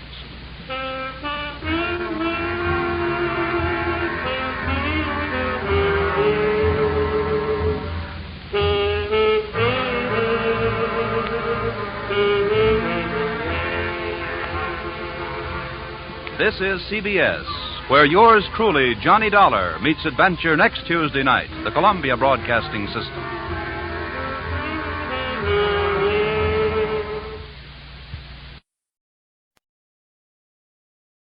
The Hallmark Playhouse, which is heard during most of the year at this time on Thursdays, has nearly finished its summer vacation. So be with us when Hallmark Playhouse returns to CBS 3 weeks from tonight, on September 7th. Now, from Hollywood, it's time for Edmund O'Brien as... Johnny Dollar. Mickey McQueen, Johnny. How are you? Oh, Mickey, I tried to phone you a couple of times. I never reached you. I'm out a lot these days, Johnny. Hey, I heard about your protection of Sergeant, Mickey. Nice going. Well, it isn't good. They're taking my beat away from me, putting me behind the desk. I've got to talk to a friend about it. Will you be home tonight? You really sound worried, Mickey. What is it? Oh, nothing yet, Johnny, but there'll be murder before it's finished. My mind's made up. I want to talk to you about it. Well, sure, Mickey. I'll be here anytime you want to come up.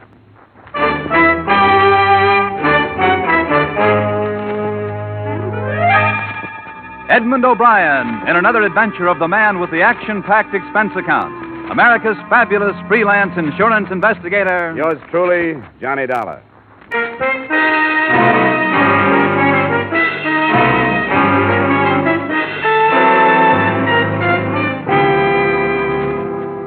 Expense account submitted by Special Investigator Johnny Dollar, to whom it may concern, Hartford Police Headquarters, Hartford, Connecticut.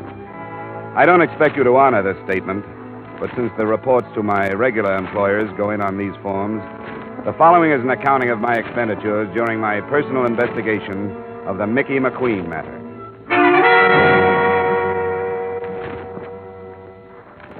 It's been my privilege to have worked a number of cases with Mickey McQueen here in Hartford, and through the years a friendship developed between us.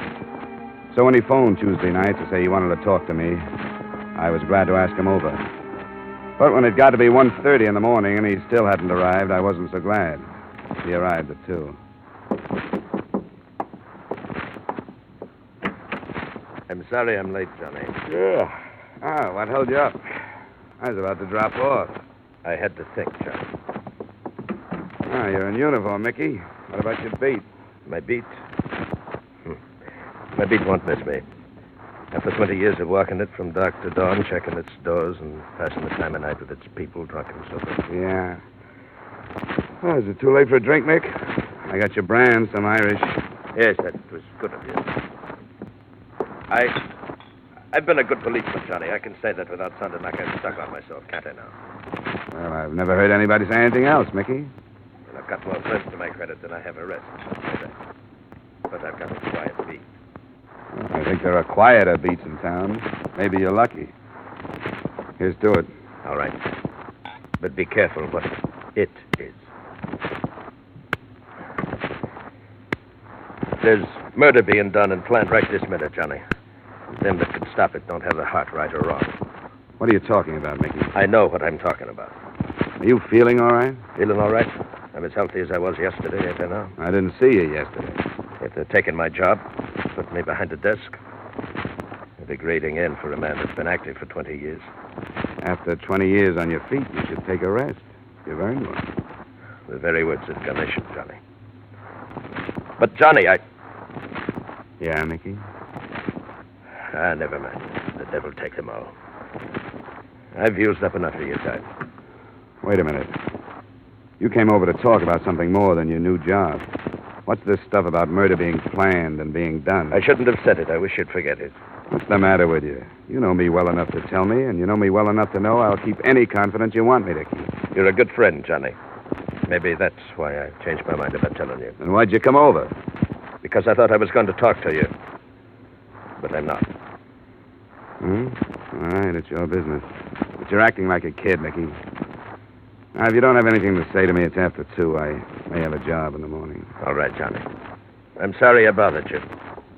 I'll say good night.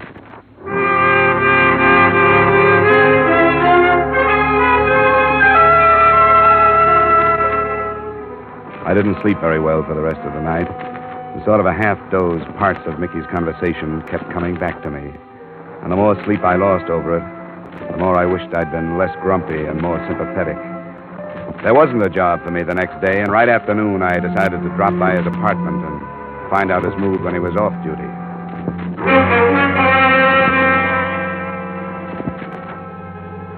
Mickey's apartment occupied the ground floor of a house not far from her. I could hear a woman crying somewhere inside. I smelled domestic trouble, but I pushed the buzzer anyway. Are you the... Yeah, I'm Johnny Dollar, friend of Mr. McQueen. Oh, yes. Johnny Dollar. He said to phone you if I ever needed... Is he home? In there. She pointed in the direction of a door smaller than the outside door. The door to either a bathroom or a closet. It was a closet. The clothes were bunched at one end of the rod, and from the other, still in uniform, his own polished leather belt drawn tightly around his neck, hung Mickey McQueen.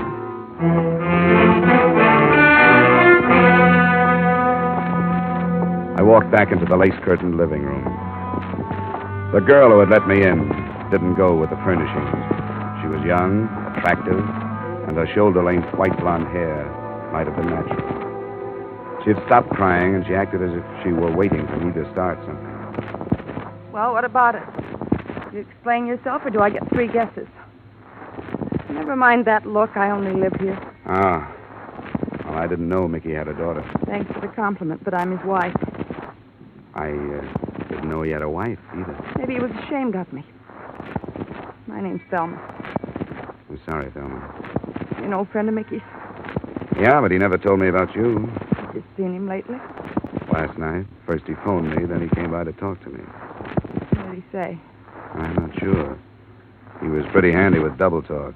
Maybe I was supposed to understand it, but I didn't. What was it about? About his job, the change he was making.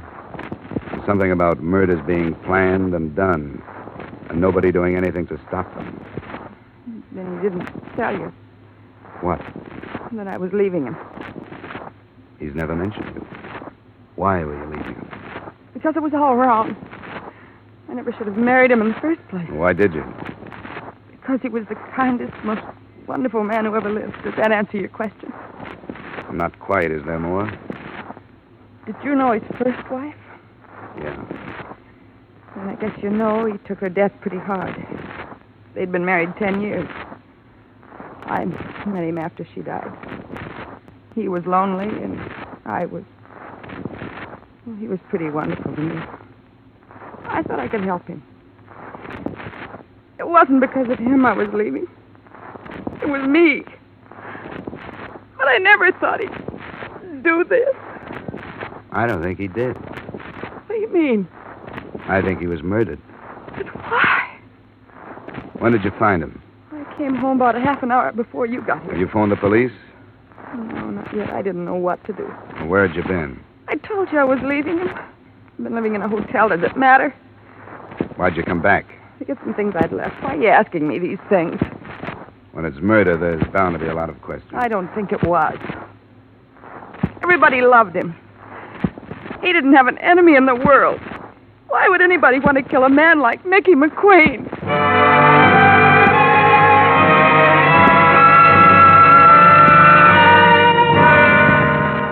I didn't have an answer to that, but I started there in the house to try to find one. If it was murder by hanging, I knew it couldn't have been committed without a fight. But a half-hour search didn't uncover any traces of a struggle. I phoned in a report and left Thelma and the apartment.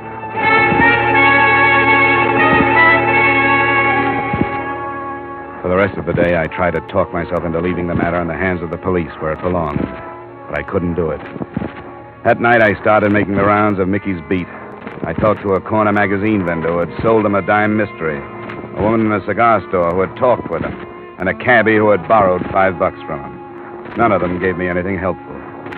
My next stop was the Cedric Hotel, where I looked up the house detective, Ned Martin.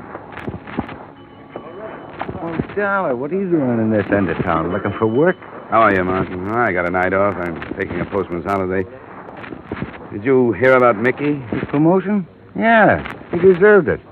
I didn't mean that. He's dead. No. What happened? He was found hanging in his own clothes closet. What the devil? Come on in the office where we can talk. Sit down. Oh, Mickey, I'll miss him. So will I. Did you see him last night? Yeah, he dropped in. He always did once or twice a night, just to shoot the breeze, you know. Why'd he do it? Did he leave a note or anything? I think he was murdered. What makes you say that? He came over to see me about 2:30 this morning. There was something on his mind. He wanted to talk, but he wouldn't. That figures. What do you mean? I noticed something about him last night. He was real low. I asked him what was the matter. He said it was because it was his last night on his beat.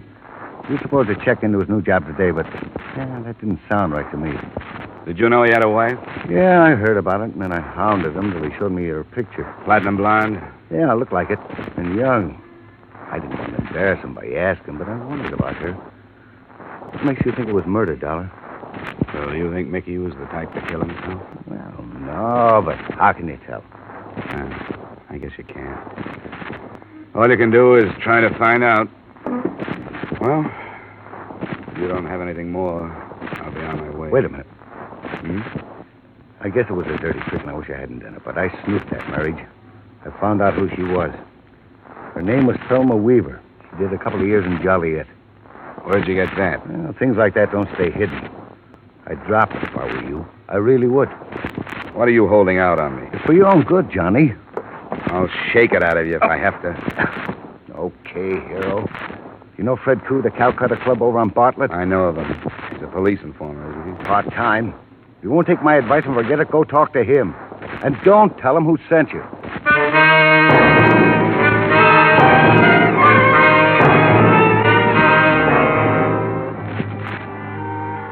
Fred Koo, as the department knows, is half Oriental. The decor in his joint, the Calcutta, is Indian because he can get the effect with no more expensive decoration than reed matting and coconut husks. The place was small and was jammed when I got there by a crowd that was largely male.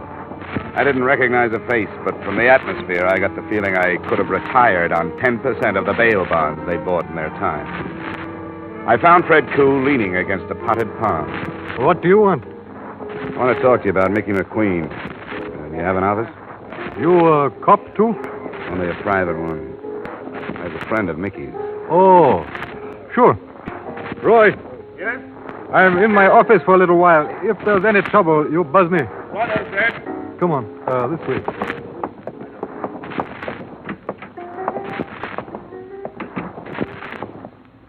You got quite a crowd tonight, Fred. Oh, sure. Sometimes I get a lot of out-of-town trade. Did you see Mickey last night? No, I didn't. I get along fine with Mickey. He won't take any payoff, but he doesn't push me around. How is he? You know his wife?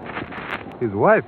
I didn't even know he was married. Her name was Thelma Weaver before Mickey married her. She did some time in Joliet. Oh? Why do you bother me with this? I got work to do. You knew Mickey was dead. No, I did not know that. I don't see how it would be enough, but it struck me that if somebody knew he was married to an ex-con, they might try to use the information. I suppose you're right. Yeah? Roy? Fred? I think you'd better come out. Important? Yes, I think so. Be right out. Pardon me, Dollar. A little trouble outside. You wait here. I'll come right back. I waited. And while I did, I took a quick look around the office for another way out in case I might need it. There wasn't any unless the steel door in one of the walls was it. But before I could try it, the other door opened. I wasn't expecting Fred Koo to return so quickly, and neither was I expecting who did come in. I didn't expect to find you here, Mr. Dollar. Likewise, Mrs. McQueen. I was looking for Mr. Koo. What for? I thought I might help. Mickey kept his notebook, you see, where he wrote down all the places he stopped when he made his rounds. This place was one of them. I thought if I could talk to this Mr. Koo. Do you know Fred Koo? No. Do you know anybody named Weaver? Thelma Weaver? All right, mister, that's enough. Reach. Don't be crazy. What good would that do? Stay where you are and don't try anything. I really mean it. She looked like she really meant it. It was a small revolver, Colt 25. I didn't know whether she'd come in meaning to use it on Fred Koo or me, but it didn't make much difference. At the moment, she had it pointed at my midsection.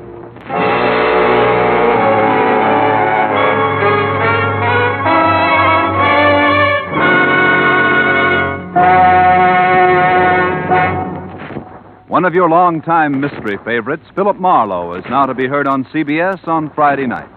Philip Marlowe, Up for Parole, and Songs for Sale. That's the lineup of fine shows for Friday now on most of these same CBS stations. Hear them this Friday, hear them every Friday on CBS. The Adventures of Philip Marlowe, Up for Parole, and Songs for Sale.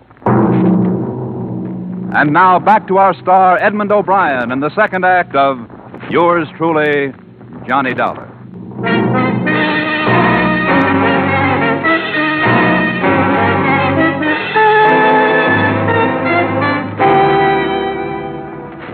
I couldn't figure.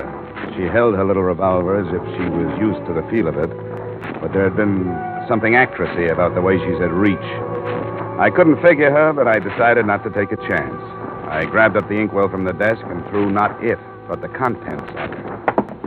Hey, what's the... Okay. Drop it. No! Drop it. Drop it. Now sit down. All right, what do you want? Depends on what you want. I told you. I want to find out who killed Mickey. At the apartment earlier today, you didn't think anybody had. What about it? All right, Johnny. How much do you know? That your name was Thelma Weaver, that you spent 2 years in Joliet. That's right. After 2 years in that place, I didn't want to go back to that life and start all over again. I gave the bunch in Chicago the slip and came here. That's how I met Mickey. He arrested me. Vagrant. What a laugh. He showed up in court the next morning and got me released from his custody. I really felt for the first time like I could start life over again. I know it sounds corny. But good. You make it sound real good. You don't believe me, do you? Sure. I believe you as far as you've gone. I even believe the part about starting a new life. You saw that Mickey had a heart as big as the city, and you didn't lose any time moving into it. That was smart. It was about the safest hiding place you could have found. For you, but not for Mickey. How did I know about Fred Koo or the kind of man he is? Somebody spotted me and told me. I didn't waste any time getting in touch with Chicago. Those men out there, they all from Chicago? Most of them. Just about the tall one. Talks with an English accent. Yeah, I remember him. Roy. That's him. He came first. He checked the possibilities on Mickey's beat. He found out about Mickey's being moved over to a new job. Where was he being moved? Some desk job. Where? At the police arsenal. The arsenal. How'd he find that out? I told him. I had to. He made me tell him. What are Roy's plans, do you know? Yes. Marquardt building. The one that has all the wholesale jewelers. No, that's no good. Mickey was supposed to help them with a job of that size, or they'd revealed that he was married to an ex-con. That's not enough. They must have more than that. I might as well tell you. Can't hurt me now any more than I've been hurt. His name's Roy Weaver. I'm married to him. He threatened to bring bigamy charges unless Mickey helped him. That'd do it. With your record, bigamy would be a long stretch. 5 years. Mickey would do almost anything rather than cause me that. Who killed him? Roy did. I wasn't there, I swear I wasn't. But they met him after he got through work at 5:30 this morning. Why did they kill him? Mickey was all ready for his new job. He had the keys to the arsenal. Here's your gun. If you're on the level, you may need this, and the caliber's too small to do me any good. What are you going to do? I'm going to the police. Why not use the phone? It'll be tapped. That bunch would be in here before I got started. I wouldn't try it if I were you.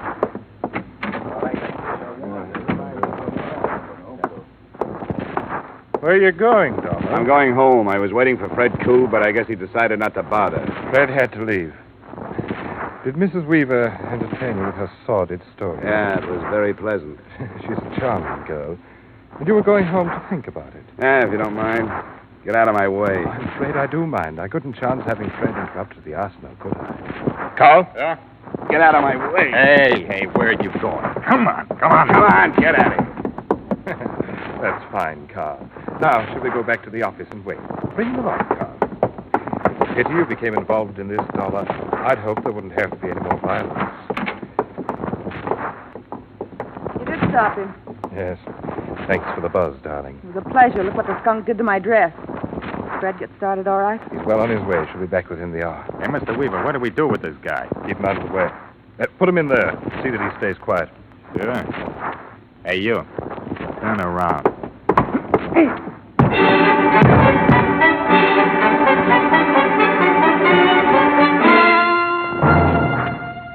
At least I found out what was behind the steel door I'd noticed earlier in the evening. When my eyes opened and I got accustomed to the light from a single dust-covered bulb, I realized that I was in a sort of wine cellar. There were some bottles, but most of the storage space was taken up by a large and varied assortment of burglar tools. And there were a few weapons, too, but I knew that they were nothing compared to what Fred would bring back if the raid on the arsenal was successful. I glanced at my watch at 11:15, and right after that, I heard the heavy latch on the door being turned. I got back into my position on the floor, closed my eyes, and listened. Don't forget the bars, Carl. We'll need them for the inside doors. Yeah, I got you. Hey, Benson, you take these and I'll bring the rest. You want the guns in there, Mr. Weaver? We won't need them. Mr. Crocker? Yeah. Listen closely now. We're behind schedule. Both cars are in back. In the Buick, you'll find the things from the arsenal. Yeah. I want you to move half of them over into the Cadillac. What about the grenades, Fred? They're in a case marked CN-DM. Irritant gas. M6. You heard that? I got it. Open the case and put half in the Buick. Most important is the cordite powder for the vaults. There are 2 boxes. Put one in the trunk of each car. Right. Be careful with the touchy stuff. I know I've handled it before. All right, get along then. Hurry. It won't take long. Now, Fred, you'll be in charge of one car. I'll be in the other. That's all right. We're agreed that we'll meet at the north entrance at midnight. Both to approach the building from the east on Lincoln. Oh, that's the best. We'll have dropped 2 men to guard the south entrance. 2 of my men will subdue the guard at the north. They better. They'll spring the alarm in big hurry. You can trust me. They're just Thompsons. Thelma, Yes, sir? where are you going? Don't be so snoopy. I'm going to powder my nose. You're coming with us. Sure, if you want me to. I don't need you, but I don't think I should feel safe without you with me. Don't be long. I'll be right back. I think everything's ready for men here, Mr. Weaver. Good. Go to the cars then, Carl. What about the Seamus? Oh, we'll lock him up again. We'll decide what to do when we come back. Well, I guess he can't cause no harm in this.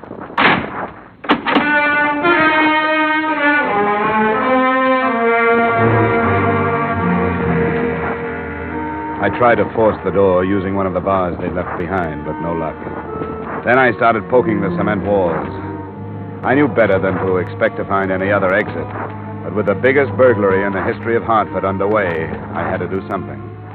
I kept a check on the time, and it was 20 minutes before they were due to arrive at the Marquardt building when a sound stopped me. The steel door was being opened. I moved behind it, still holding the bar.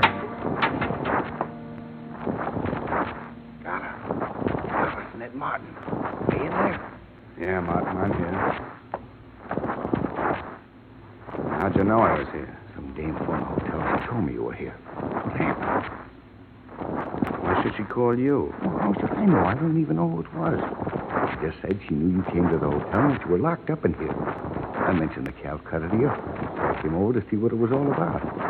Some matter, don't you believe me? I don't know what to believe. You said you were holding something out on me when I talked to you. I was. I knew Fred Koo was selling me information about Mickey's wife to some guns from Chicago. I knew it could have led to trouble. Well, why didn't you tell me? You said it was for my own good. I thought it was, and mine, too. I didn't want you to know so much you'd have to tell where you learned it. To prove how smart you were. I don't like this kind of stuff. You got a car? Yes, but it stays right where it's parked and didn't tell me what's going on. The Chicago bunch raided the police arsenal. They're armed with everything from cordite to Tommy guns. They're going into the Marquardt building in less than 20 minutes. What's that? Wholesale jewelers. Will you take me out there? Take this part way if you're crazy enough to want to go. That's good enough. Let's get back into the office.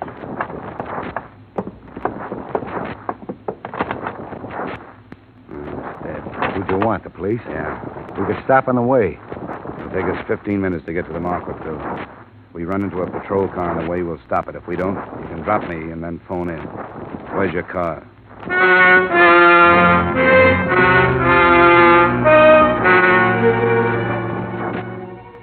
At the speed we traveled, we should have at least picked up a traffic cop, but we didn't.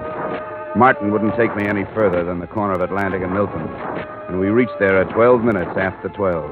That gave me 2 minutes to get to the Marquardt building. I didn't make it before they arrived, but it didn't make any difference.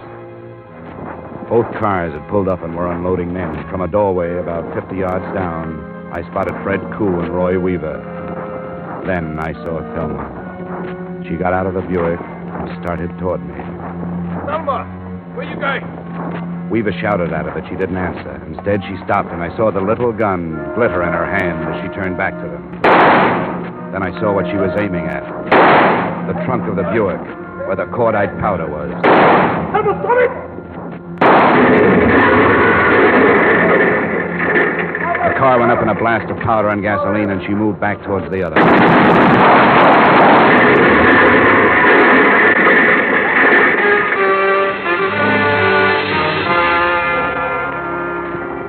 Someone who had survived the first explosion opened fire on her. I saw her fall, but after she was down, she raised herself, and her last shot connected with the cordite from the second car. By the time I got to her, both cars were flaming wrecks. I picked her up and ran.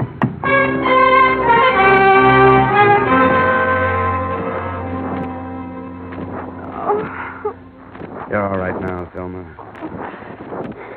Who is it, Johnny? Yeah. Where are we? We're still near the Marquardt building. We're going to get you to a hospital. I killed him. As far as I know, yeah. Oh, I did a terrible thing, didn't I, Johnny? Yeah, pretty terrible. I'm not sorry. You wanted to stop them, but I couldn't let you. I wanted to get them all at once for what they did to Mickey. Don't talk now. Getting just Roy wouldn't have been enough. Would have been easy, but not enough. They were all in it. It was the only way. The cordite. Sure.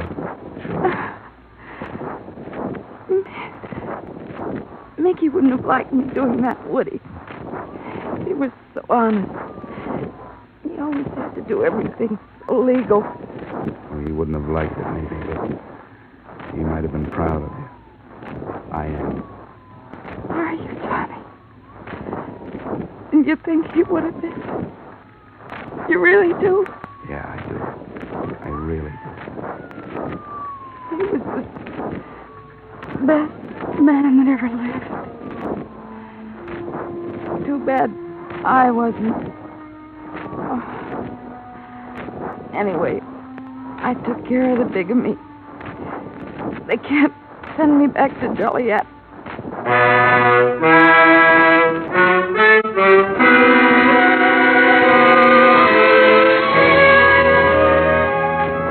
And that was it. Thelma Weaver McQueen, as the department knows, was DOA at Emergency Hospital. None of the mob got out alive except Roy Weaver, who lived long enough to sign a confession to Mickey McQueen's murder. I want you to know that I may have lost a good friend, but you have lost a better policeman. I hope to see those early news accounts that called him a suicide corrected. Expense account total, $0, 0 cents. Yours truly, Johnny Dollar.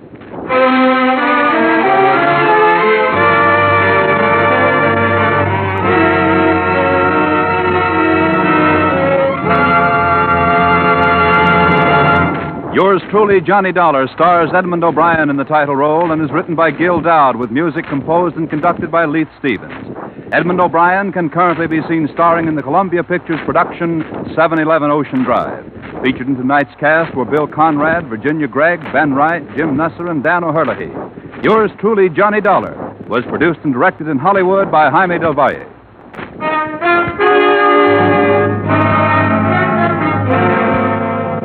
Join us next week at this time when, from Hollywood, Edmund O'Brien returns in another adventure of... Yours truly, Johnny Dollar.